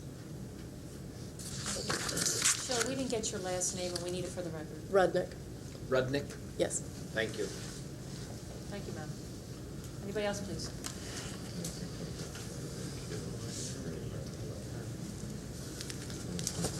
Hi, I'm Mary Martha Whitworth from Talminson Township. I just wanted to echo Dr. Thomas's concerns about the number of administrators that are leaving the district. I know we've been talking about the fact that they're leaving for better paying jobs, but I've been in the district for 15 years, and I think those better paying jobs have been out there for 15 years, and I don't remember one administrator leaving for a higher paid job. I'm sure there have been in the 15 years that I've been here, but I certainly don't remember this many in 2 years. I think it's a very, very serious problem that we need to figure out and do something about very quickly. I just think it's something that we can't wait to find out about until we lose all the rest of the administrators. The second thing I have is a question. I understand, Mr. Rice, in your report that you said that part of the Merck science partnership would be technology money this year. Is that what you just said? No, the report is that there was some technology, I don't have the specifics on it, hardware and software that was given to the district that was distributed based on need that was determined by the teacher teams. That's all I have at this time. Oh, okay. So that's already out there, yes. You're saying. Okay. My question was whether or not all the schools have access to the internet yet. I asked this in May, and I was told that it was being worked on, that a policy was being worked on, and I made the comment at the time that all of the elementary schools already have the wiring for internet because they have a second phone line going into them. At least that's my understanding. and I wondered why they can't be hooked up to the internet. And I'm especially concerned about the high school, where I understand they do not have student access to the internet for the high school. And I know we're getting ready to put in another lab and all that, but meanwhile, we have 2,400 kids over there who don't have access to the internet. And I just wondered if it's happening yet. Can anyone answer that question? Well, Mrs. Whitworth, we will have next Tuesday a report from the high school on their request and for needs for technological improvements at the high school. Maybe that'll be among the recommendations. We'll have to wait and see what Dr. Cotter and company bring forward. My only comment is that's a very easy thing to do. It could be done in 2 or 3 days, and it's not very expensive at all, and I just wonder why more of our schools are not hooked up to the internet. And also, how many of the elementary, could you tell us how many of the schools, the elementary schools and middle schools, have access to the internet? In general, our students do not have access to the internet. They would be exceptions, and they would be individual students with exceptions. Our students do not have access to the internet. We do not have an internet policy as yet, and we do not have internet connections. And our students at the high school do not have internet, as well as most other students do not have internet connections. That's something that we continue to talk about. I can't discuss or debate how expensive or inexpensive it is. Most of our elementary schools have more than 2 phone lines, if not all, and they have more than 2 phone lines for good reason. Our elementary teachers would like 2 more phone lines just for teachers to talk with parents. So that's a universal concern, and teachers in every school district in the nation would like to have more phone lines for parent contact. This is a complicated issue. It sounds so easy to say we could connect that quickly, and I don't enjoy disagreeing with you in this forum, but it's a topic that we take very seriously. And phone lines do get expensive. We must address that, and we will. Okay, I just wondered if it's moving forward, because I know most of the elementary schools and most of the surrounding districts are connected to the internet. It's my understanding, and it's my understanding also that all of the high schools in the surrounding districts have access to the internet, and I just want to make sure we're moving forward. To say that there is in a small room or office off the library one internet connection which a teacher or a principal or a student might use is not a fair representation of saying that our people have access to the internet.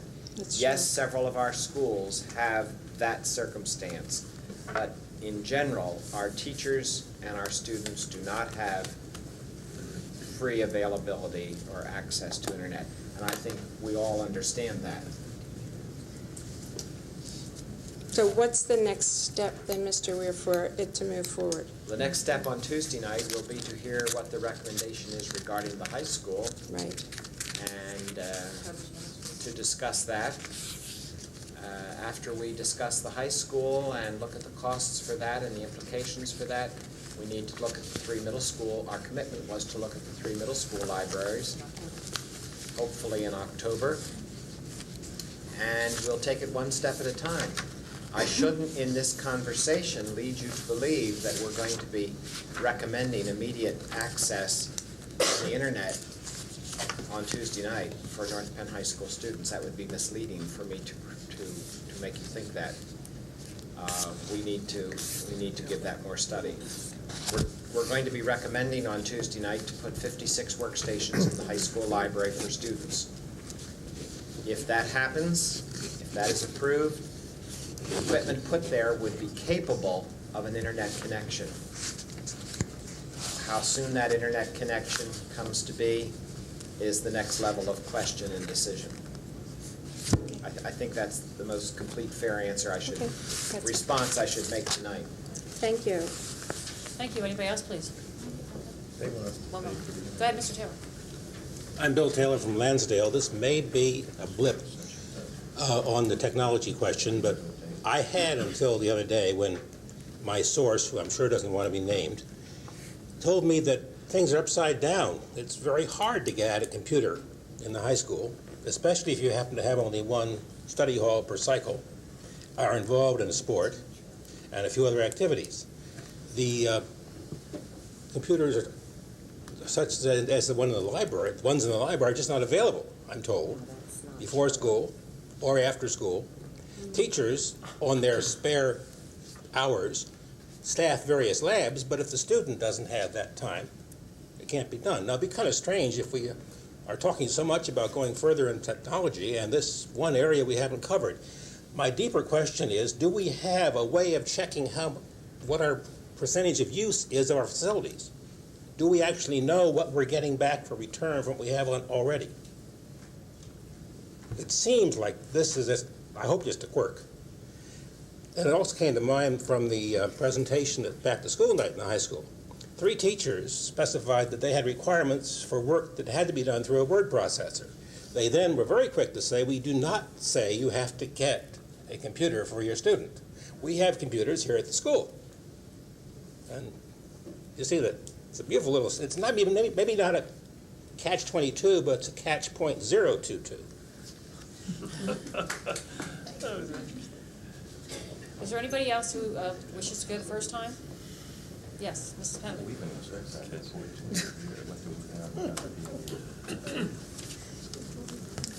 Bobby Penniman, Lansdale Borough.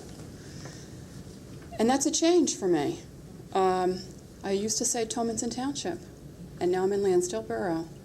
And one of the reasons I'm in Lansdale Borough, instead of Wissahickon or Methacton or Abington, is because I have great faith in the teachers in this district. I think about the letter that was in the Reporter just a couple days ago, written by Jeff Jordan, praising the teaching staff, and he said all of the things that I felt when I was making the decision where I was going to live. So here I am in Lansdale Borough, and I can't give a stronger endorsement to the teachers of the district than by keeping my child under their purview. So I wanted to say that. On the flip side, I continue to have extremely strong feelings about the exodus of administrators out of the district. I brought this issue up last June when I read a list of 19 people who had left the district within the recent past, maybe an 18-month period, most of which were in the more recent, the latter part of that time period. I haven't counted the number that could be added to that list since then. I was sort of afraid to, because it is significant. I was very pleased to hear at the last meeting that the board was going to meet with the representatives of the administration. It's something that I think is sorely necessary. There is obviously an illness, a cancer, if you will, that's eating away at us from within. In June, I recommended that we obtain the services of an outside entity to examine the reasons for what was occurring. And obviously that recommendation has not been acted on. I feel it's a very good faith move on the part of the board that you are willing to sit down with the administrators and talk. I am totally baffled at an earlier comment tonight about exit interviews with professional staff and our reluctance to consider exit interviews with our staff. That's a standard operating practice in most big business, and it is generally done by most effectively done by someone outside the direct supervisory relationship with the exiting person. So I would reiterate that while I feel that having the meeting next week is a very positive step, I would suggest that the board seriously consider hiring someone on an as-needed basis to conduct exit interviews, at least until such time that we can take some corrective actions on a macro basis to stem what has occurred. On a different topic again, my only question about the technology meeting next week is I hope we can, we'll see some attention paid to who's going to be the new champion of our technology plan, and maybe with our technology needs being as significant as they are, perhaps that position needs to be elevated from what it has been in the past, and the qualifications and skills of that person perhaps at a much higher level, and responsibility at a much higher level than it has been in the past. Thank you. Thank you, Mrs. Penn. Mrs. Abrams. Was there anybody else for the first time? Okay, Mrs. Abrams. Again, Linda Abram, Upper Gwyn, and I apologize for coming back, but I did recall the two things I wanted to say. The first is that I would support and urge you to support Dr. Bose's request for the aids that I understood him to speak of earlier. Although I am not a believer that this is the way in which we should handle our growing enrollment and over class size guidelines issues, I do feel that at this point it is a remedy that we can utilize effectively. So I would encourage you as a board to hire those individuals.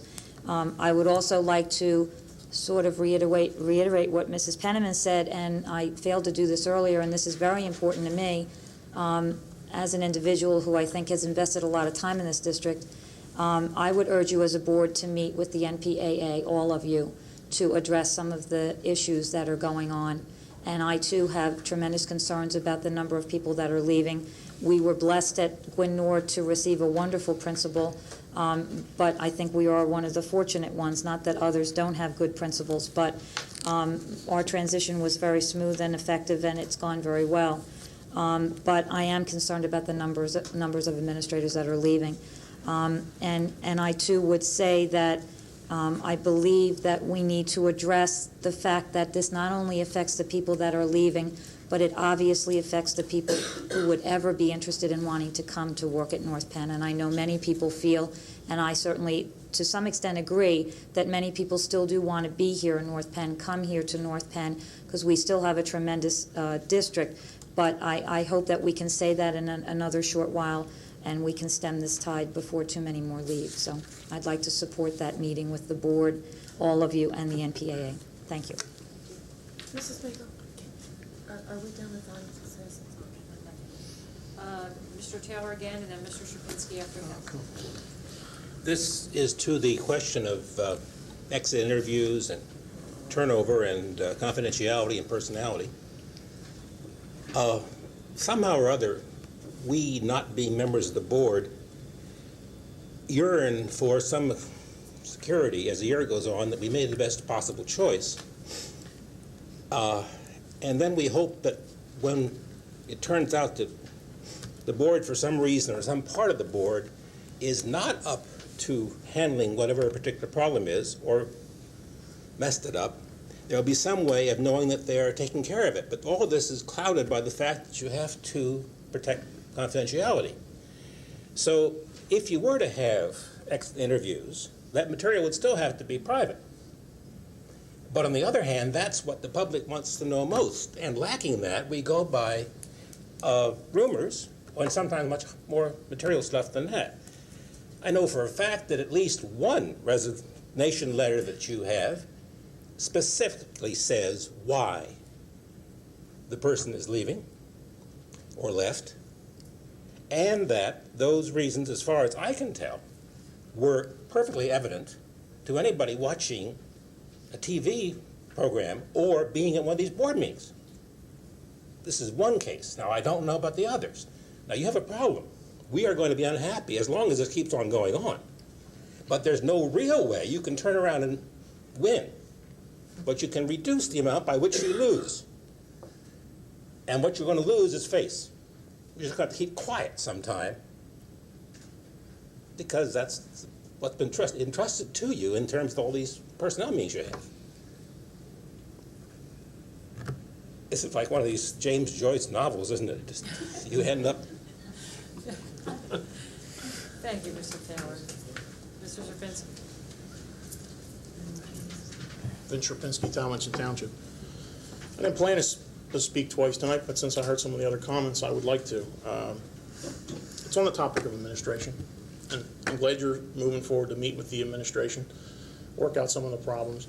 I'm a former business owner. I know there's a lot of things you can do for your employees to make it better for them, and I think that's needed in a lot of situations. I also like to address some of the situations when some of these people leave. We know that some of them have retired, some of them have left for better jobs that we just didn't have here. I heard tonight repeatedly it was about money, and I'd like to end with one comment. If some of these people only are concerned about money, maybe we don't want them. Okay?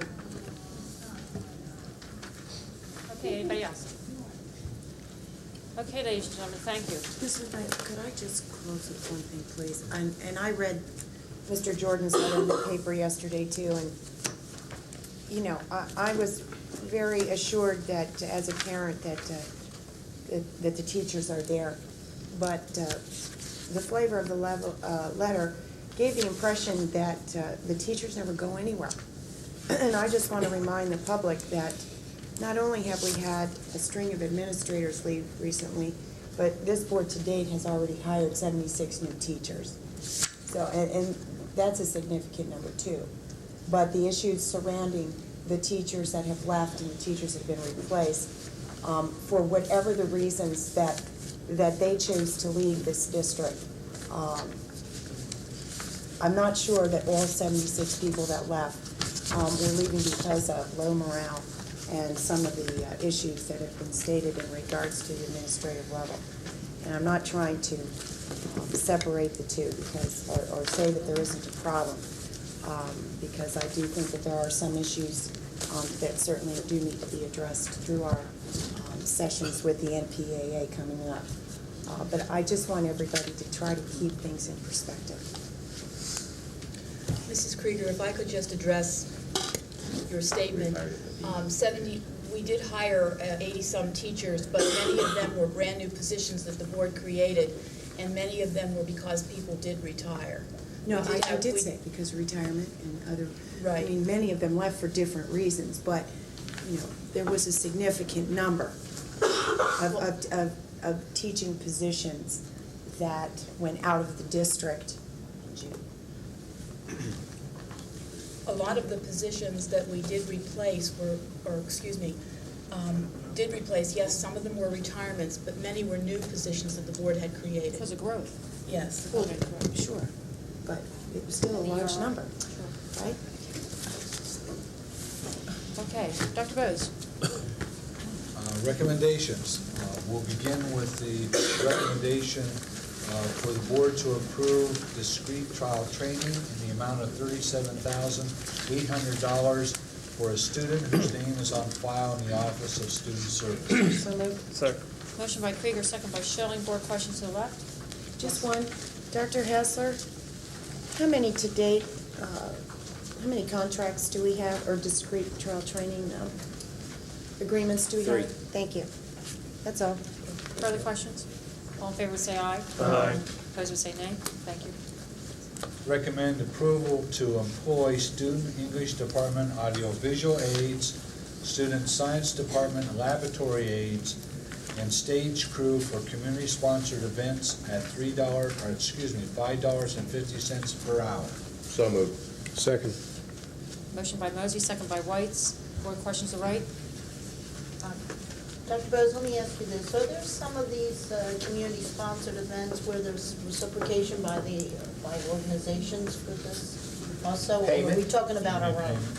Payment? Yes. They're always, Reimbursement. community-sponsored events, they're always billed for student services Okay. or adult staff So services. basically, all of this is these aren't necessarily intermingling than our own events. I mean, when you say a community-sponsored event, there are some that we have co-sponsorship with or et cetera, but essentially they are reimbursed. When we assign the stage crew to a community-sponsored event, we bill them the hourly rate for the number of students who work.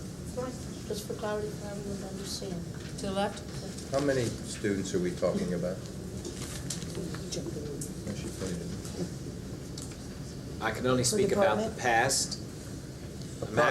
They don't all work at once. Right. Could be 6 to 10 at the high school. With increased use of the Penndale Auditorium, now that it's been improved and upgraded, there will need to be some stage crew students at Penndale as well.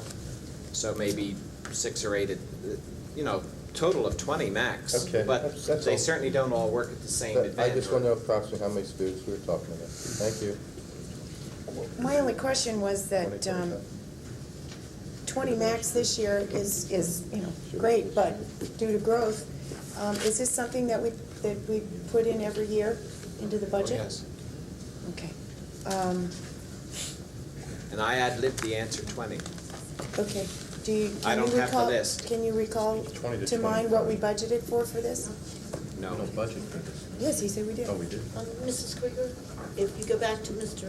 Weir's answer to me, it is reimbursed by the organizations for whom they are hired. Well, wait a minute. The English department aides? I was speaking to Mrs. Scher's question about stage crew for community-sponsored events. Okay, that's I am what I'm not talking speaking, my answer, maximum of 20, does not address English department audiovisual aides, which may be 2, student science department laboratory aides, which may be 2 or 4, and Dr. Hassler perhaps is better acquainted with that than I. Not yet. I would just tell you, Mr. Weir, that the funding for the science department and the audiovisual aids happens to come out of our facilities budget. Okay. So on top of the 20 max for stage crew, we're looking at about 8 other. I would guess a maximum of 30 for the 30. groups named, Okay, thank you. I would guess. Okay, Dr. Miller, for the future, or whoever drafts these recommendations as they come through for personnel, that approval was one big meaty piece here that didn't have the level of detail we're used to. It's just employee students, blah, blah, blah, blah, blah. If we can get a little more detail next time in something like this. Madam President? I must take responsibility for this item. It did not come from Dr. Miller. Okay. And I need to further tell you that the reason we look for a blanket approval like this is we could have a stage crew made up of 6 youngsters today, and 2 of them in another month or so could get a part-time job, leave us, and we'll have to bring 2 more It's in fluid. full. Okay. It's fluid. So it's a very fluid kind of thing. If you get a better offer than $550, you leave us and take the better offer. We bring this to you once a year and establish a rate once a year, and our motion tonight is motivated by the increase in the minimum wage and the expectation that there will be a further increase in the minimum wage, which we've heard about and read about. So you know that the minimum wage is $5.15, and there will be another, and we wanted to be a little better than $5.15, and not have to change it again so soon. Therefore, we recommended $5.15. Any further questions? All in favor, say aye. Aye. Opposed, would say nay. Thank you.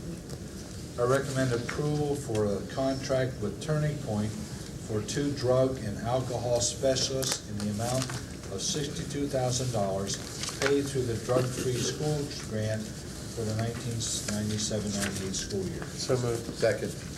Motion by Schilling, second by Mosley. Questions to the left? Just, if it's hard, Dr. Hassler, for you, is this something that the whole student body is instructed on, or do we have some specific students in this program? This is for students at the secondary level. Okay. Prevention. Okay. So it'd be the whole aftercare, et student cetera. body then? Those who are in need, or, yes. Okay. Is it, what I'm trying to say, though, is it for specific, so we talking about some specific? It's referred students. It wouldn't be Okay. the entire student body. Okay, thank you. You have any idea of number? No, I don't. Okay, thank you. I can get that for you. Any questions? Brown? I'd just like to see us keep a watch on this. This is about the highest level I've ever seen. Yeah. And it's a significant jump from last year. So Dr. Hassler, if you can look and see, we've had different different organizations assist us with it and meet this need. So I know this is new, but I'd like, just My like it noted understanding then is for the it's- future, I'd like to take a look at it. My understanding, it is the same, or close to the same, but I will I don't think double so. check that. Around 50, I thought. Start before that. Well, either that, drug-free schools brings up significantly too, but generally we're in the- Any further, are there any other questions? All in favor would say aye. Aye. Opposed would say nay. Thank you. I recommend that you approve our submission, acceptance, and operation of a tech prep grant if awarded by the Commonwealth of Pennsylvania Department of Education in the amount of $15,000 for each agreement. So moved. Second. Motion by Mosey, second by Schilling. I'm going to ask you to stop now. We're just almost immediately out of tape. Let's take a 5-minute recess. We'll start discussion. Motion and second on the floor. We No, have you a had a motion motion and a second. second. What was vote? There'll be discussion when we come back. Okay, but I motioned Can we and do John that? second. We're gonna- Can we do that, Mr. we're in the Yano? middle of a motion Yes, and a second. because we're running out of tape. Yes, we're going to do that. You said you just put up 2 fingers. No, I just raised my hand and said it was We'll start You tracking. still All have right. 5 minutes of tape? You sure? Okay, folks, be mindful. We have 5 minutes left of tape. We don't want to cut in the middle of a sentence or in the middle of a Right. discussion. That's not fair to the That, yeah, speaker. that's why I would have stopped it at the motion in a second and bring the discussion back in whole. Okay, there is a motion and a second. Board questions to the right. Left? One. Yes. Dr. Hassler, how many agreements in total? It could be up to 3. It will be determined by the Department of Ed whether they will fund each one that we submit, but we're submitting 3. Okay, so we used to submit 5. We're reducing that to 3. Okay. Is there any kind of fair share responsibility that goes along with these to any of these other schools involved? No, and what we're looking at are articulation agreements between us and community college, so Okay. the cost will be totally covered by the grant. Okay. Thank you. All in favor would say aye. Aye. Opposed would say nay. Thank you. Now we recess. Now we're going to break for 5 minutes. Is this your first one? This board? You know the other ones? Okay, I think I need to synchronize hand signals with the cameraman here to the left. This is what, 2? And this is 5, right? We got it? Please help me. Okay, I need, Dr. Bose, go right ahead. You're at E. We voted on the tech prep grants, so we're on E, which is a recommendation to approve the payment of $2,178 to Dr. Betty Robinson for working 6 additional days during the summer when she was otherwise entitled to vacation. During the turnover we've experienced and the change in her assignment, she graciously was willing to work those additional days, and she assumed that she would be compensated for it. So moved. Motion by Whites, Second. second by Allen. Board questions to the left, Mr. Mosey. Dr. Rochelle was still in the position of principal, am I She was correct? primarily getting ready for the new principal. Thank you. Just so I avoid questions later, it hasn't come up yet, but I see that Mr. Maley will be up for compensation also. Is that the same situation? Same situation. Okay, thank you. You might know, because of the shortage in the special ed department, we needed some help in this. Okay. Just along those same lines, I was just curious as to whether or not we would be receiving a breakdown for the special ed supervisor, as we did for Dr. Robinson, the days delineated that he did work. Is that forthcoming? If you want that, I can certainly provide that report. And Dr. Bose, would it be a wrong assumption, because there was a lot of transfers on that same agenda and reassignments? Can the board anticipate some more of these coming forward? I don't anticipate any more from the summer of '97. Okay, and just to let the board know that I will be abstaining tonight because I was not here for that vote. I was to hire Dr. Robinson, so I will abstain from this tonight. the left? To the right? All in favor would say aye. Aye. Opposed would say nay. Abstain? One abstention. Thank you. The next recommendation is, and thank you for the segue into this, a recommendation that you approve compensation of $2,100 for James Malley for working 6.5 days additional during the summer of 1997. So moved. Second? Motion by White, second by Krieger. Board questions to the right, Mr. White. Around, to the left.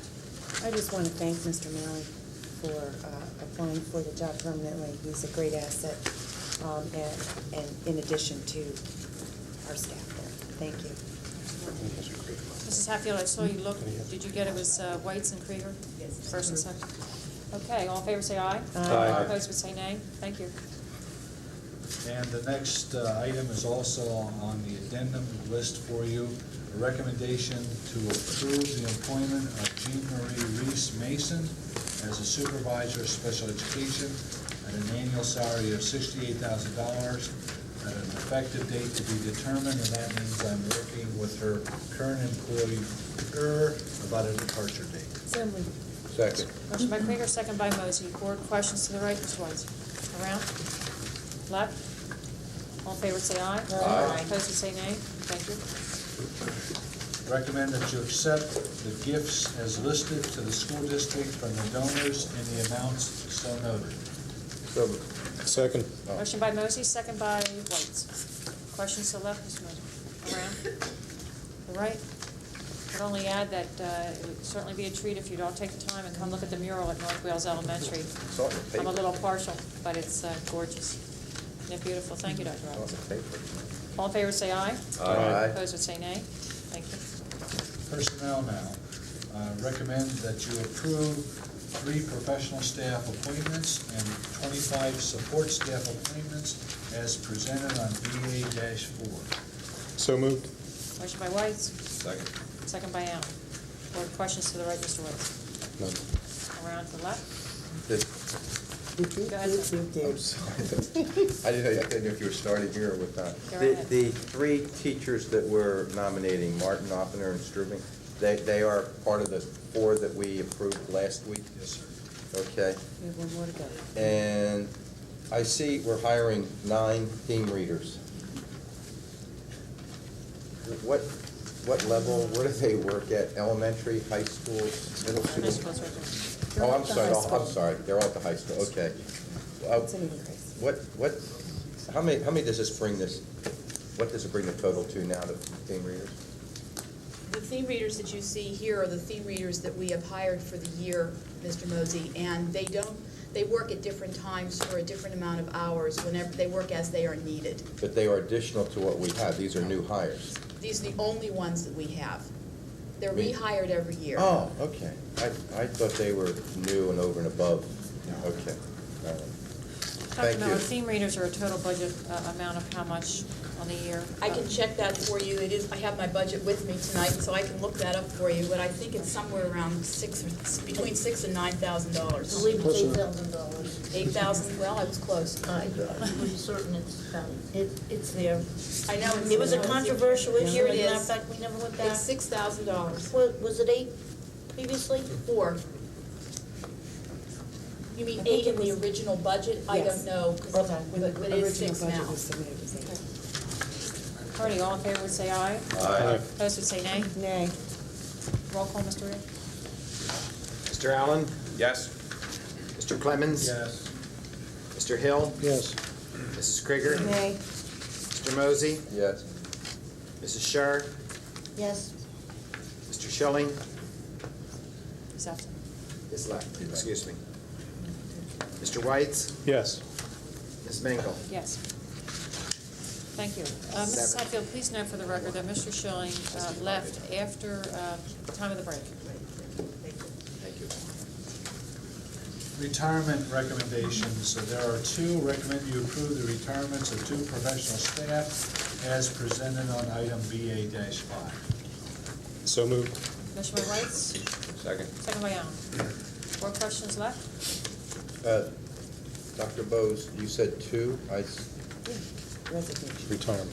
Oh, I'm sorry, resignation, I'm looking at retirements. That's all. No, thank you. I did mean retirements. Are you looking at resignations? Yeah, I'm looking, I thought you said retire, somebody said, Mrs. Who's on Hatfield, did you say retirement? That's why I'm looking at Tracy and I don't see another name here. There is retirement. I might have misspoken. Oh, that's no problem. I've never done that before. No problem. I don't have any questions. What, Vicki? You were There gonna are say- two retirements here, are we not on that page? Once. I have two, Tracy Yeah, and there's Walsh. two. Oh, I'm sorry. Okay, excuse me. I'm sorry, you are right, We okay, Doctor. folks? Okay. You are correct. And this is retirement's fault. Well, you can see the too easily, Dr. Bose. I mean, we can take advantage of this, I you know, didn't we look at just the say. addendum. I didn't look at the All in favor, addendum. say aye. Aye. Opposed, would say nay. Thank you. Now, Mr. Mosey, you and I are on resignations. There are 2 professional staff and 3 support staff resignations presented on item BA-5. So moved. Second. Motion by Mosey, second by Whites. Board questions to the right, Mr. Whites? No. Only one, I'd like to be advised when we do have an update regarding Mrs. Feely's departure. For someone at Glen Square, and I think it's the community, that once we have that determined, could you please pass that on to us? Yes, we will. Okay, thank you. To the left? I just want to let Mrs. Feely know that I'm very saddened by her departure from here. I'm sure she will be greatly missed, and I wish her the very best of luck. And I know she's looking forward to her new professional endeavor very much. Okay. Fine comment, and I would also add Mr. Nyman to those best wishes, and that both folks here, Mrs. Feely and Mr. Nyman, be successful in their newest career path. All in favor would say aye. Aye. Opposed would say nay. Thank you. Recommend the change of status for 1 professional staff member as presented on item BA-5. So moved. Second. Motion by Mosey, second by Whites. Questions to the right, Mr. Whites? No. Around, left. All in favor say aye. Aye. Opposed would say nay. Thank you. Next recommendation doesn't appear on your agenda, but it does appear on the backup item, BA-5. That is a recommendation to approve a position change for 3 support staff as presented on BA-5. So moved. We have a motion by Hill, second by Whites. Questions to the left, Mr. Mosey? Which item It's are the we on? I'm addendum, sorry. the addendum, please. Yeah, fine. Please. No, position change. BA-5E, Mrs. Krieger. Okay, thank you. Chapter 30. E, I keep hearing D. To the right? All in favor say aye. Aye. Opposed would say nay. Thank you. Recommend approval of 4 professional staff leaves of absence as presented on item BA-5. So moved. Second. Motion by Mosey, second by Whites. Board questions to the left, Mr. Mosey? Just a comment that I particularly wish Mr. Smith and Mrs. Daywalt the best. I hope it all works out well for them. To the right? Is it? All in favor say aye. Aye. Opposed would say nay. Thank you. I recommend the approval of professional staff salary increases due to degree improvement as presented to you on item BA-6. So moved. Second. Motion by White, second by Mosey. Board questions to the right, Mr. White? No. Around? I just would like to suggest for future degree enhancement level increases, that the board be given just a little bit more information, such as the salaries before, old salary, new salary, and the actual degree enhancement that was achieved. Is one reasonable, can that be accomplished? Thank you. I have the same request, Mrs. Mangel. That's an easy one. That's fine. Thank you. Old salary, new salary. Go ahead. What courses they took? Mr. Mosey, if you need to know how much we paid out, I can give you that amount of money. No, I don't need that. I would just like, I would just like Right, to. person to person. Yeah, I would just, as Mrs. Krieger put it very succinctly, old salary, new salary, and what courses they took. what courses they took. What Or the degree degree. did they Not the choose? degree. Degree enhancement, yeah. That we have completed. We can have that in your packets. Okay, good. Thank you. All in favor, say aye. Aye. Opposed, say nay. Thank you. I recommend approval of additions to the professionals and support staff substitute list for the current school year as presented on item BA-7. Second. Okay, motion by Scher, second by Whites. Board question? Mrs. Nagel, there's one correction. Under the elementary subs, if we could remove the name of Jill Martin, she was recently appointed to teacher, and we have taken her off the list. Elementary. Mrs. Scher, would you amend your motion Agreed. for that correction? Mr. White, your second? Agreed. Mrs. Happy, please note that. Board questions to the left, Mr. Mosey? Support staff aides. We're talking about instructional aides? Adding aides to these classroom aides? These are substitutes. These are substitutes. Remember, we have a lot of special ed aides and special needs. Right, thank you. Okay, I just wanted to clarify, because it just said aide support staff, and I see that we Right. hired 10 aides tonight, you know.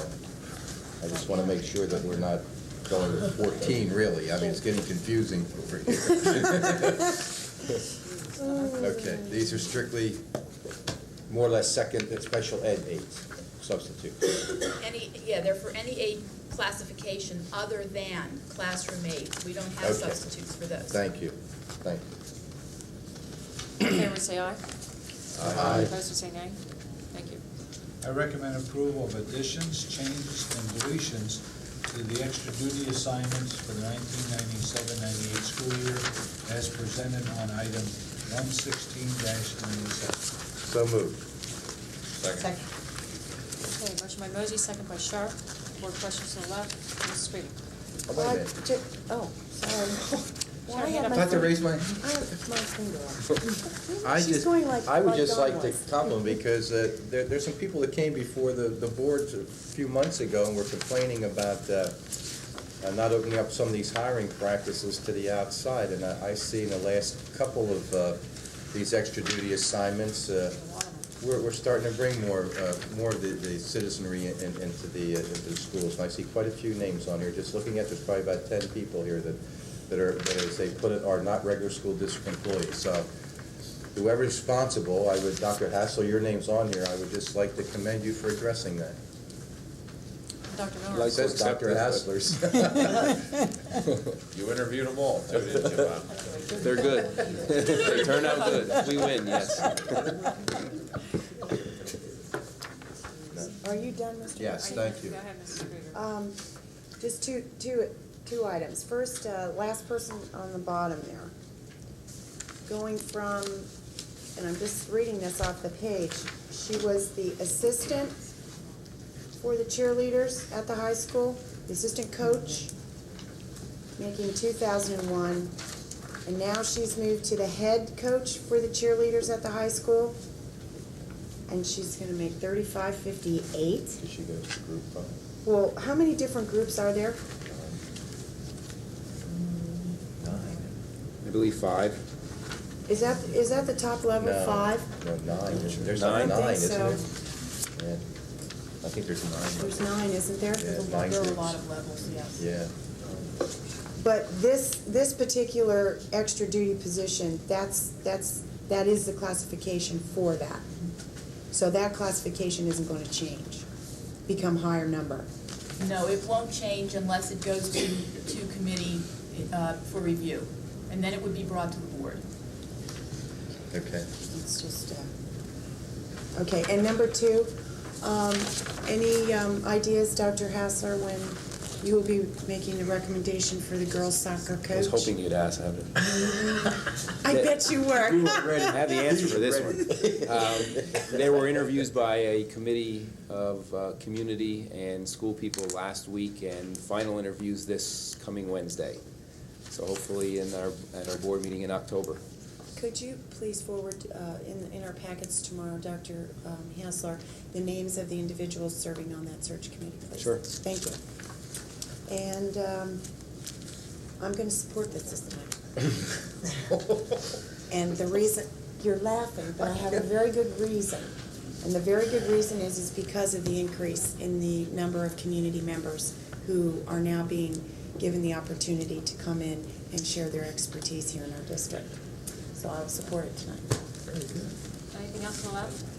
On the right? All in favor, say aye. Aye. Opposed, would say nay. Thank you. And now the one you've all been waiting for.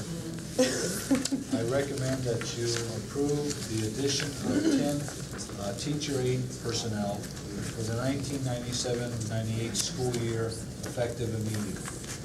So moved. Second. We have a motion by White, we have a second by Allen. Board questions to the left, Mr. White? No. Mr. Sharp?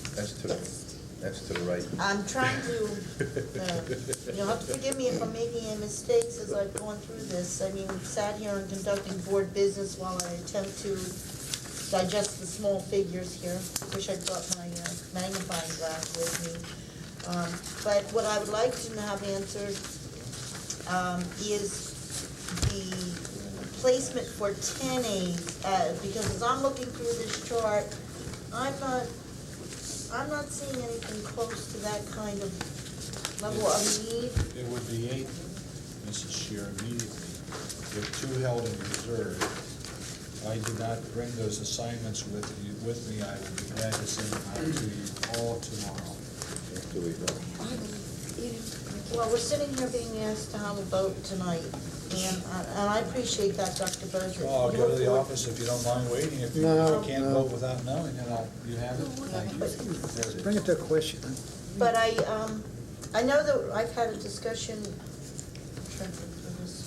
I had a discussion That with. was for Dr. Bose. Oh, I'm sorry, for the instructional aides. And I know just today, even, it started last week with Bob Hassler, I questioned the fact that the instructional aid component of the budget was to also maintain dollars for computer aids. It was, the computer aid line item was eliminated, but it wasn't supposed to eliminate the classification of support for computer aids. It was simply going to be coming under the general dollar categories of instructional aids, and certainly, Dr. Bose, you appreciated the fact that I had an interest in ferreting out just what dollars we may have in that instructional aid component, and as well as other dollars within this budget, so that we could take some affirmative steps to bring some leadership support for all the volunteers that are dedicating their time and energies and begging us if we could give them just some help, whether it's a focus, organizational skills with the curriculum, or support with the computers. You've got parents willing to dedicate time, but they need a higher level of experience and expertise to really make the most effective and efficient use of them. And as we sat here with this sheet, I'm looking and I'm thinking, well, 8 aides for these classrooms, yet I don't necessarily see the clear justification, or at least at this, sitting here as right here at this moment being called upon to vote, necessarily see that we need those 8 aides for the purposes of classroom aides.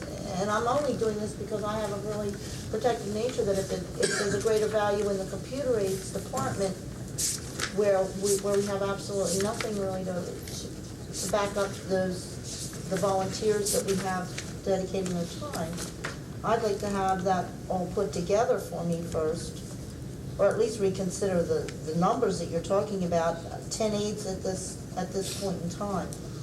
I think you've asked 2 questions, and with Dr. Miller's help, we'll address both of them. Dr. Miller, you'll recall the conversation we had today about computer aids, and would you share with the board what you shared with me about computer aids? To my knowledge, we never talked about computer aids. The only aids that we talked about budgeting were classroom aids, and then we changed our minds, as you all recall, at the end of the budget time, right prior to passing the budget. Other than that, the only other aids that we have in the district are cafeteria aids, library aids, special education aids, and we have a few other categories, ESL tutors, math support aids. But to my knowledge, I don't remember, I'm sorry? Bus aids. Yes, bus aids as well, and I don't remember any conversation about computer aids. There wasn't any specifically, and that's what, as I listened to the different comments and concerns that have been raised at the podium, particularly from those who are very active and involved in lending support with our computer labs at various schools where they've been donated or set up, that I was referring back that in the past, where there was a computer aid line item, but at the time that was under discussion, that we would no longer see it in the budget, it was really supposed to be maintained. No, we had computer aids as a line item in the budget going back about 4 years, David. At the time, we weren't supposed to lose it, it was simply being recategorized because it was appropriate to consider them instructional aids also, since it dealt with a curriculum item. Now, I think that in the transition of administration, I don't know when it occurred, but I think maybe perhaps whether it was while Dr. Persing was here, whether it was in the interims there, it just seemed to me that from what I was hearing, since we didn't seem to have them in place, that we've kind of lost sight of them. In other words, they somehow got left out of the support system, or the intention to have them as a part of the support system faded away. I'm sorry, Mrs. I'm sorry, I can't remember your name now. I wasn't sure. Forgive me, please. The issue isn't what, we know we're not using them at this point, but I'm still seeking that we look, roll up our sleeves and look. And look to bring them back. Those of us who talk about technology every day would be delighted to bring forth a recommendation regarding computer aids. We have talked about that almost every day for the last few weeks, and there's been numerous references to that possibility. I am not aware that we ever had computer aids. I don't know about a line in the budget, but I have no knowledge that we ever had computer aids. But we would be delighted to talk about that, bring forth a recommendation for some future consideration. We know that we must have on-site immediate help and assistance in every school. And that's something that we'll be happy to talk about as we bring forth other recommendations in the area of technology. I'm especially pleased that you're an advocate for that. I think that it is a very realistic answer to lending support to our volunteers with very little financial demand on our system. I think the return would be very great. They're hourly employees. They can serve the purpose of making greater use of the hundreds of volunteers that we have out there.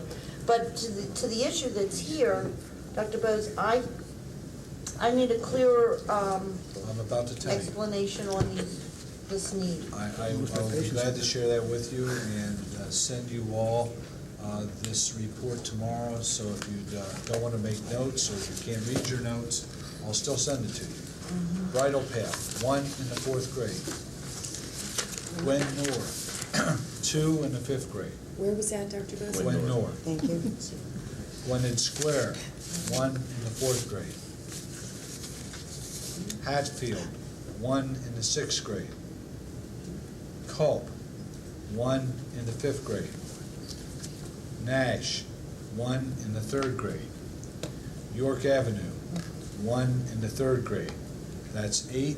2 remain unassigned as a contingency. If we don't need them, we won't hire them, and we won't spend the money. If we do, we won't have to wait till another board meeting to act. Which was York Avenue, please? 1 in the 3rd grade. Madam President, I asked for the question. I think we've debated this. We've been on tangents. Haven't gotten our side of the table yet, Doc. Oh, we haven't. I don't think we've debated this very long, Mr. Hill, considering that this Just got the information numbers was not tonight. sent in our courier packet. Right, we just got the numbers So we had a tonight. call for the question. Can you help me with this, please? What do I do from here when there's those who do not wish to finish debate and those that do? Well, there should be a vote on whether you intend to vote on the question. Now we'll allow discussion to continue. Okay. Mr. Hill has called for the question. Support for that?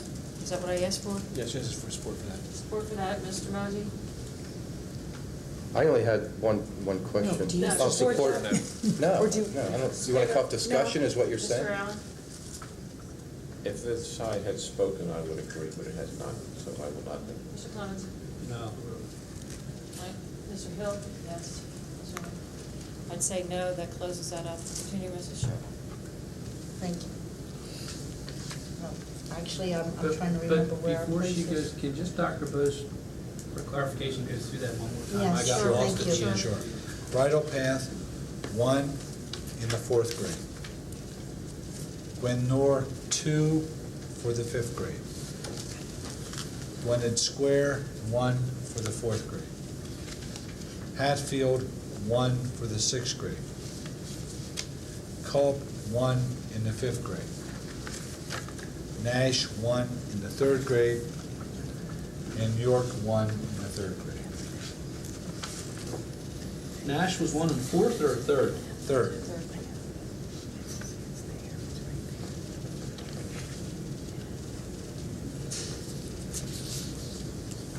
Is that a class of 21.25 is this average? 27.3. You I'm sorry. Which one? Okay, Mrs. Sure, do you have any further questions, so I can keep moving around? Ms. Sure, you're talking about the 5th grade at York? I'm just following, Nash, you said 3rd grade, 1, and 5th grade. Yes. 5th grade at York, Dr. Bose? 3rd grade. 3rd grade, okay. I have these in place. I'll take a good look at this when I finish, and I'll try to pay close attention to all of my fellow board members' comments as I do. But I do need to address one point that was made here earlier. There was a sentiment that was made that the use of aids isn't seen as a positive replacement for teachers. And I have to tell you that in regards to the 4th grade at Gwynedd Square, it was I believe 2 classes of 28 and 1 of 29, or 3 of 28. And we at one time thought we were going to have 29, Dr. Hassler, correct? At one time. Right, which we do not now have that at Gwynedd Square. Those classes are now at guidelines. That 4th grade class is not considered to be over in any one of the classroom levels. But even when it was expected that it was, there were parents who shared their point of view, the point of view that they'd rather not have the classes disrupted.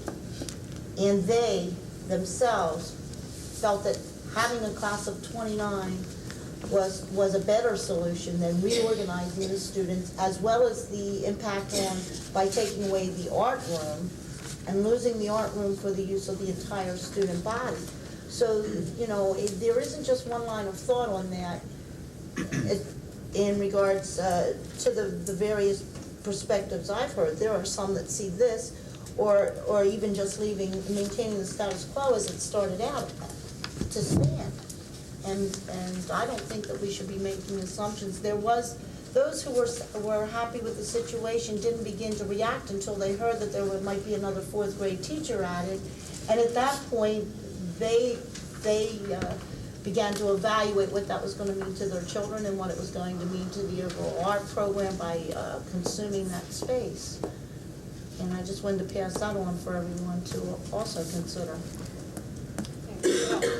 No questions. Mr. Clements. Double check it one more time. Nash, grade 3, 1, and York, grade 3, 1. Yes, that's right. Okay, no other questions? Mr. Allen. No questions. Mrs. Cheney. My only question is in regards to the placement of some of these aids, because I only see one area, and that would be at Gwen-Nor,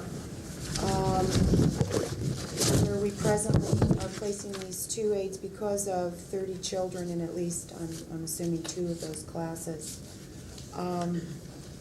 When the guidelines are pretty specific, so I understand the cutoff between K through 3rd grade, or the guidelines between K through 3rd, and how they increase in the 4th grade to allow for a little bit higher numbers. But I have to wonder if a lot of these aids, Dr. Bose, are being placed because of heterogeneous grouping, and the fact that we have children of all abilities in some of all these classes together. Not under any consideration I've made. Okay, because, like I said, the only place that I see the need for 2 aids right here, looking at this breakdown of classrooms, would be the 2 at Gwen-Nor. all the other classes fall within the stated guidelines, so I don't get it. I don't know So- how it can help if you don't get it. The Well, no, guidelines are quite I just clear. won't vote for it, that's all. There are 28 for 4th through 6th grade and 25 for kindergarten through 3rd. And when we hit that or go over it, we do something about it. No, I understand that, Dr. Bose. I understand that very well. I see just a couple of them that are sitting right at 25 right now. But, you know, I thought that these types of things were brought to us and asked for us on an as-needed basis, not to approve it and then have it there as a contingency to be delegated and used out when, I mean, this is setting a precedent. I mean, we had people that came last year and talked about the situation, I think it was at Inglewood, and they were told they were each going to get an aide. They only got one, and when that aide was out sick for any reason during the year, they were out of luck. So I guess I just don't understand the philosophy that's being used here, so I won't be supporting the motion tonight. Yeah, I make reference to a class size report revised April 23rd, 1990. Elementary class sizes, grades K through 3, 19 to 23 students, grades 4 through 6, 22 to 25. There shall be built into the recommendation a 10% leeway in each direction, thus following grades K through 12 are 17 to 25, grades 4 through 6 will be 20 to 28. I look at this, I can see at Bridle Path, we're at 28. I'm looking at Gwen Noor in the 5th grade. We currently have 30.33 students. Am I correct? Yes. Between three And you want to classes. put 2 aides in there, which will, they'll service 15 students each? No.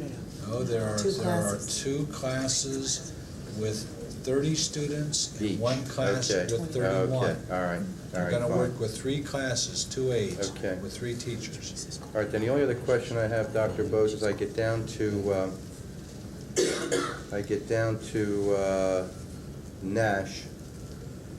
I think you said you were going to put 1 in the 3rd grade? Yes. I see the 4th grade with 27.33 students, which is higher than the 3rd grade. But its range is 28. Gotcha, okay, I understand, okay, I see. Okay, all right. Okay, that's all I have. Any other board questions? That's the only comment I'd like to make is I know when we talked about aids during the budget and when we talked about 2 large ticket items in our budgets over the last 2 years, there's buildings, the cost of bricks and mortar and the cost of personnel. The largest item in our budget is personnel. But when we agreed that we were not going to build a second high school, when we agreed that we were not going to build a 14th elementary, and when we agreed that we would take away art and music to accommodate classroom space and put that curriculum on carts, some of us, I know I did, said that I'd be willing to make it up into personnel.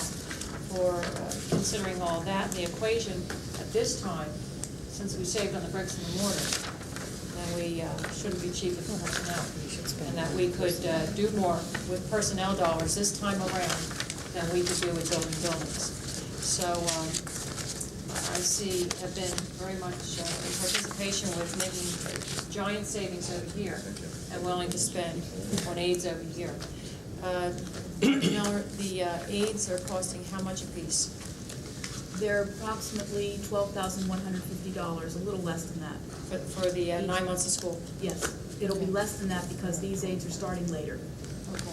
For an hourly rate of how much do you have that back then? They will be $9 an hour. And I just see that as cheap labor. I'm hiring women at $13 an hour for domestic help. So I'd rather do that than build buildings. So, all in favor, say aye. Aye. One thing prior to the vote, please. Dr. Bose, is there is it practical to perhaps ask that as we look and interview these aides, that we look for the computer skills And since they are hourly employees, that there may be a way to incorporate my desire for instructional aides to be used as computer aides into this at all? I mean, could we? I don't know how they can serve the teacher full-time and have a bifurcated assignment, Mrs. Shear. I would suggest that your idea is worthy, as Mr. Weir has, of serious discussion and ought to be a part of our long-range planning. I left a school system that hired teacher aides and they became technology aides in every school. And they were the troubleshooters for teachers. When the machine was down, when they were having difficulty with the software, they were trained enough to help teachers get all the computers up and running, and they were a good investment. I would certainly be supportive of that here if the board was willing to bear the cost. But I'm suggesting that we don't dilute the assignments of these aides at this time, since our primary function is to help teachers in the classroom. But we consider your idea, and certainly would have my support, and it sounds like Mr. Weir's support, as we look to perhaps adding those to whatever we would consider investing in technology in the future.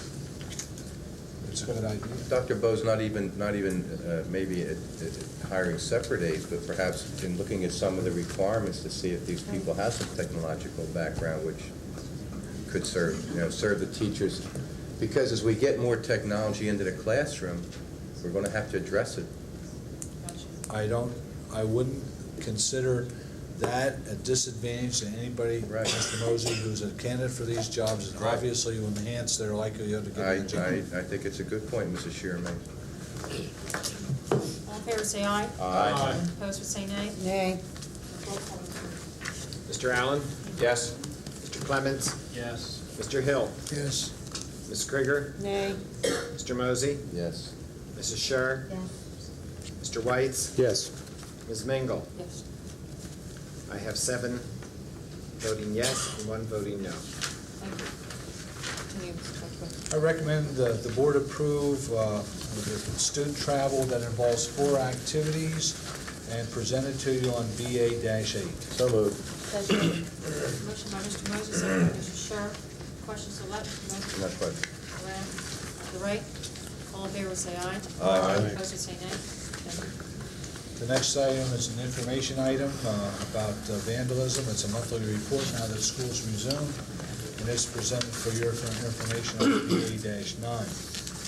Now I believe you're going to move toward other business, and Mr. Hill. Yes, under other business, before I make a motion, which policy is it, Mr. Weiss, that you wanted to change, or you thought you had correction to? First of all, a motion, this is the second reading, is it not? It's the second reading, which is the last reading. Of, There's only 2 readings. There are 2. oh, excuse me, I'm glad we got here tonight then.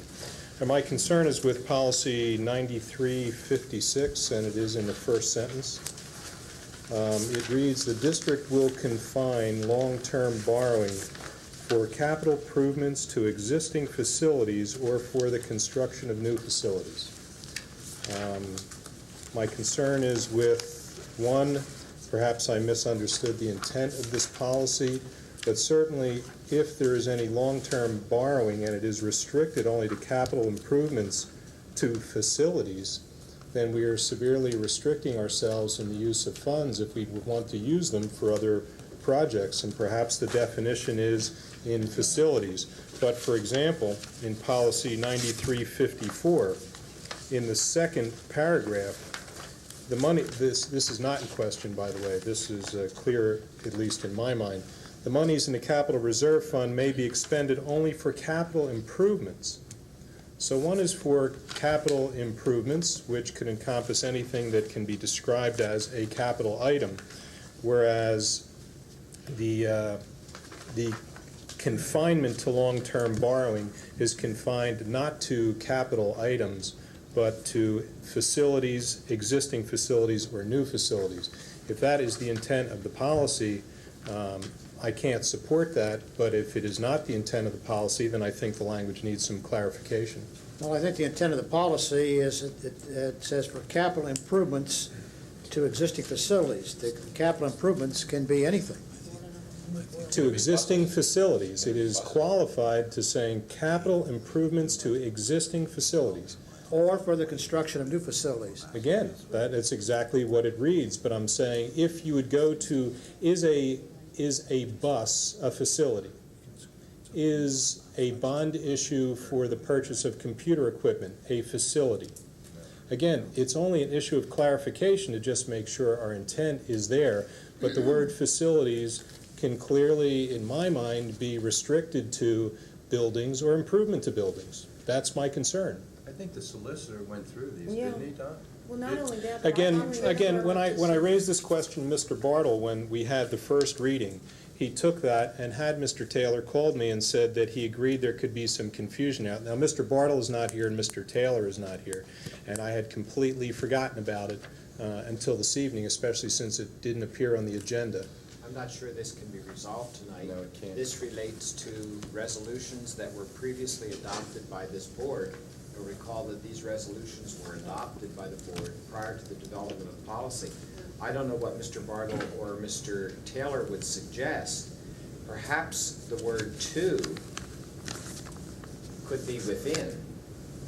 I don't know if that helps at all or not. I think But when I it- don't, I I don't think when know. the question of computer equipment came up, if I'm not mistaken, I know we had several discussions, it was because of the short life. But that's It's 5 years or whatever, and it's- they were concerned about putting on a 20-year bond. There's no argument to that. I understood the intent, and the intent was to make sure that if an item could be depreciated only over 3 to 5 years, then you would not borrow beyond 3 to 5 years. My concern is capital improvements to existing facilities, what is the definition of facilities, or for the construction of new facilities. Now, the construction of new facilities defines that to me as buildings. You will not construct buses in the future. You will not construct computers. And I just believe that our own policy could limit our borrowing in the future. Someone could challenge our policy. I just don't believe. If that policy, if you take out those three words, to existing facilities, will confirm long-term borrowing for capital improvements or for the construction of new facilities. Again, that would do it for me. The question is, do you want me to make that definition? Do we want to do it here tonight? Or again, Well, all I can say is it's unfortunate that your conversation never got beyond your conversation. It is. And that it never got to the rest of the board or to the committee. So only thing I can say tonight is that instead of, we could vote on two policies and not vote on a third one, but I recommend we just hold all of them for a month. Thank you. I don't make any motion. I do not make a motion. Well, Table it for a month? I see no reason to hold the other two. I don't either. So our motions for policy 9354, adoption of policy 9354, and policy number 9355. If you want to make a motion I just for did. just the two, is that what you're saying? Yes. Fine. Good. Motion's made. Can I have a second? Well, you have three. No, because I want to Hey, vote on all folks, three. folks, please, there's a certain amount of protocol. Right. Mr. Hill, you did not want to make the motion. Mr. Sherry, you made a motion for the two For the policies. two that, Just the two? Okay, there's a motion on the floor, there needs a second or it dies. To vote for, what's the? Just to- these two. To vote Repeat for your two? two numbers, right, Mr. the Sherry. two that aren't under controversy. Yeah, I'll second that It's a motion. second. There's a motion and a second. Board discussion to allow Mr. Mosey. Mrs. Krieger. Is it just on those two that the motion are on? That's it. Right. Okay. Mrs. Hatfield, you have that clear? 9356 is the one we're not going to vote on, is that Right. the long-term borrower? Yeah, we're eliminating that. Gentlemen to the left, to the right. All in favor, say aye. Aye. Opposed, say nay. Thank you. We're going to table 9356 for a month, Don? Next No month? motion on that. There's no motion? There's no motion on the other one? That's it then. Okay, where are we at? It's automatically tabled. Will you bring it forward? You want to? David should have brought We just took the vote. We voted on two of them. I assume the solicitor will then get us the right. I was just going to say that I'll bring this to Mr. Bartle and Mr. Taylor's attention when I return to the office. Super. Okay, yes, And sir. could we have an answer before the next You have board meeting? a policy in your agenda, and it's listed on the agenda as an item. perhaps it would be wise to Roll call. table it. Well, perhaps it would be wise to make a formal motion to table it to the next meeting, so that the record is clear that it was not forgotten, but some action was taken on it. Okay, Solicitor recommends that we do have a table motion for that other policy. Would somebody make that? Motion. Motion by Krieger, second by Sharp. Do we need a vote on a table, or that doesn't, the motion and second does it on table? You should just vote on All in favor, say aye. Aye. Opposed, say nay. Thank you. Just one thing, Mrs. Mengel, if I can, when you do bring this up with Solicitor Bartle, Mr. Yannick, if you please have him send copies to all board members, what his ruling is, please. I will do that, Mr. President. Thank you. Ms. Mango, under other business, I was assuming at some point in the agenda there was something added tonight. I was expecting, as well as I know that the local media had referred to Dr. Hauser giving a report to the board on the looping and grouping practices tonight. Was that going to be forthcoming tonight? Or? We suggest that the topic is broad enough, along with discussion and presentation on test results, and there are now 2 test results out. One in public view is the 96 results, which the Philadelphia paper covered in its Sunday edition. And this week we received the 97 results, which are considerably different. So we plan on using the October working meeting of the board to give you a full report as well as documents, and also to talk about looping. Sticking it into this meeting tonight would have reduced it to something more informational, as opposed to allowing for more discussion under a work session, making it its own legitimate topic and giving audience assistance participation. Okay. So it went from a suggestion to update us to tell us everything. In October. October 14th, Okay. on that work session. But I think also, Mrs. Krieger, we might be able to send you some preliminary information for study tomorrow with your weekly delivery. Along the lines of study materials, Mr. Weir, can we anticipate a delivery tomorrow of your presentation for next week to study? No, you cannot, you should not. So are we just to expect to show up and have it here on our desks Tuesday night? You will hear it Tuesday night as presented by the high school staff. Okay, but there's no I will be meeting written... with the high school staff tomorrow afternoon to review the presentation, to preview the presentation, to critique the presentation, as I did earlier this week. I know, but is the presentation going to be made Tuesday with a written proposal? That has not been decided, what will be handed and what will be heard. I would suggest that we would like to give you an outline of some sort, but I haven't seen that yet. Any additional corollary information that would help board members develop questions before they get here. It's just a work session though, Tuesday night, right? Yes, we're not asking, Okay. we're not asking for any action. Okay, It's an thank you. information discussion I work forgot. session. There's going to be more meetings required. Okay, thank you. We're not asking for any decision-making. I forgot that you said it was a work session. Corollary information that would help resolve questions. Appreciate it. Anything? Quick question on the agenda. Here you are. It's going to be there. All right, treasurer's report, Mr. Moore. Mrs. Scher has a question. I'm just gonna throw a little. Sorry. Quick question on that agenda. Could we also have a report that includes the self-contained classroom issues, 6th grade versus the departmentalized program, Dr. Bose? Yes. So that we can cover all these different distinctions, that are separating some of our schools from others? Thanks. Treasurer's report. Balance in investment, August 31, 1997. $13,851,219.71. Cash receipts for August 1997, $46,656,030.49. Cash receipts year to date, $52,484,503.90. Cash disbursements for August 1997, $8,581,953.03. Cash disbursements year to date, $12,577,831.60. Total funds available, $53,757,883.60. $892.01. Short-term investments, total, $14,739,875.33.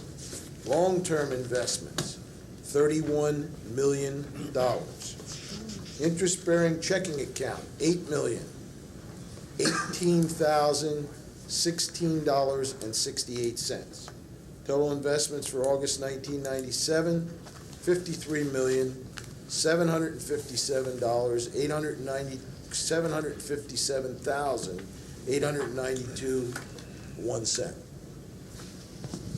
The disbursement report to be sanctioned, disbursements for the month of August. Prepaid list from the general fund out of fiscal year 96-97, $2,330,117.09. From the fiscal year 97-98 budget, $1,188,624.25. From the bond fund for fiscal year 96-97, $88,749.60. For the 97-98 fiscal year, $172,974.04.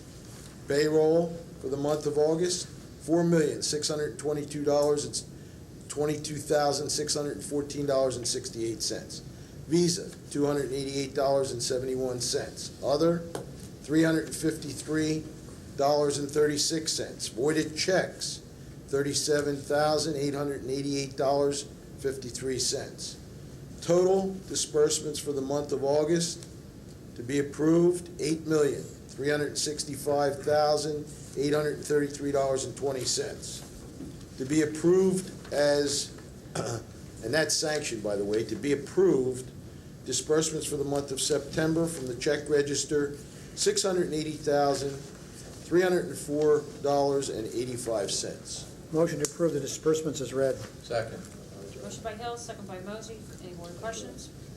Just one, Art, the voided checks, why 37,800, why is that figure so high? In the beginning of the year, as we begin a new payroll, there's a need to make adjustments accordingly.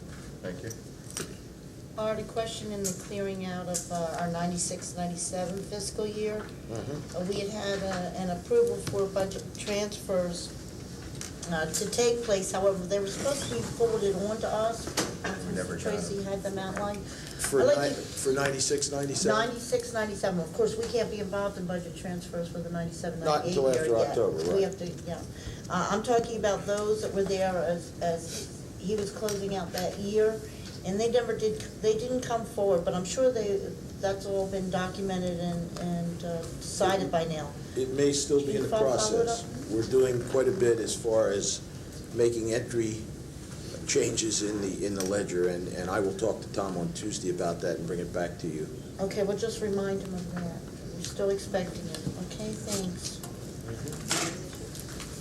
All in favor, say aye. Aye. Opposed, say nay. Thank you. No report for food service. As usual, in July and August, we do not report. We will be reporting in October, which will be the results of the month of September. But I do need to tell you that our participation is off the top of the scale, and that's very encouraging. I think we've reduced lunch prices. I think we just can't believe the participation we're getting. So we're encouraged. You got a lot of people prepaying, don't you? A lot of people Sending in prepaying a with check. point of sale. Right. Breakfast participation is up. We've been able to work with the transportation department to get some kids in earlier so they can participate in the breakfast program, and there's a lot of positive things happening. Okay, federal programs, Dr. Bose. No report. Thank you. Solicitor, No you've been report. waiting for this one. I've been waiting for this moment all evening. No report. Camera right there. Madam President, one other item before you ask for adjournment. Yes, sir. Just want to put on the record that the work session in October, Pat Mosey and I will not be here on the 7th. No. No? 14. Oh, it's on the The 14th. school district calendar shows that the board meeting is not on the third Thursday, it's on the fourth Thursday. And you work back So the work session is on the 14th. On the 14th, And the okay. public action meeting is on the 23rd. Okay. Uh-huh. I won't be there for that one. Okay, for board members, before you leave, real quick, we are not going to have an executive session tonight. It's later than I thought it was going to be. We have to reschedule that personnel commitment that we made. And also, I need soon to get a date, hopefully in September, in light of both gentlemen being out in the beginning of October, to meet with the NPAA. Is there any chance before you leave that the 25th, we were formally going to meet for technology on the 25th? Is that available to the rest of you? You asked, we already adjusted our schedule to move the 25th meeting to 23rd. You want to have 2 meetings next week? Would it just be for the sole purpose of the Just to meet executive with the session? NPAA, Oh, just to meet with them. I will be at the awards at the awards ceremony, excuse me. Yeah. Are you in the same boat? Okay.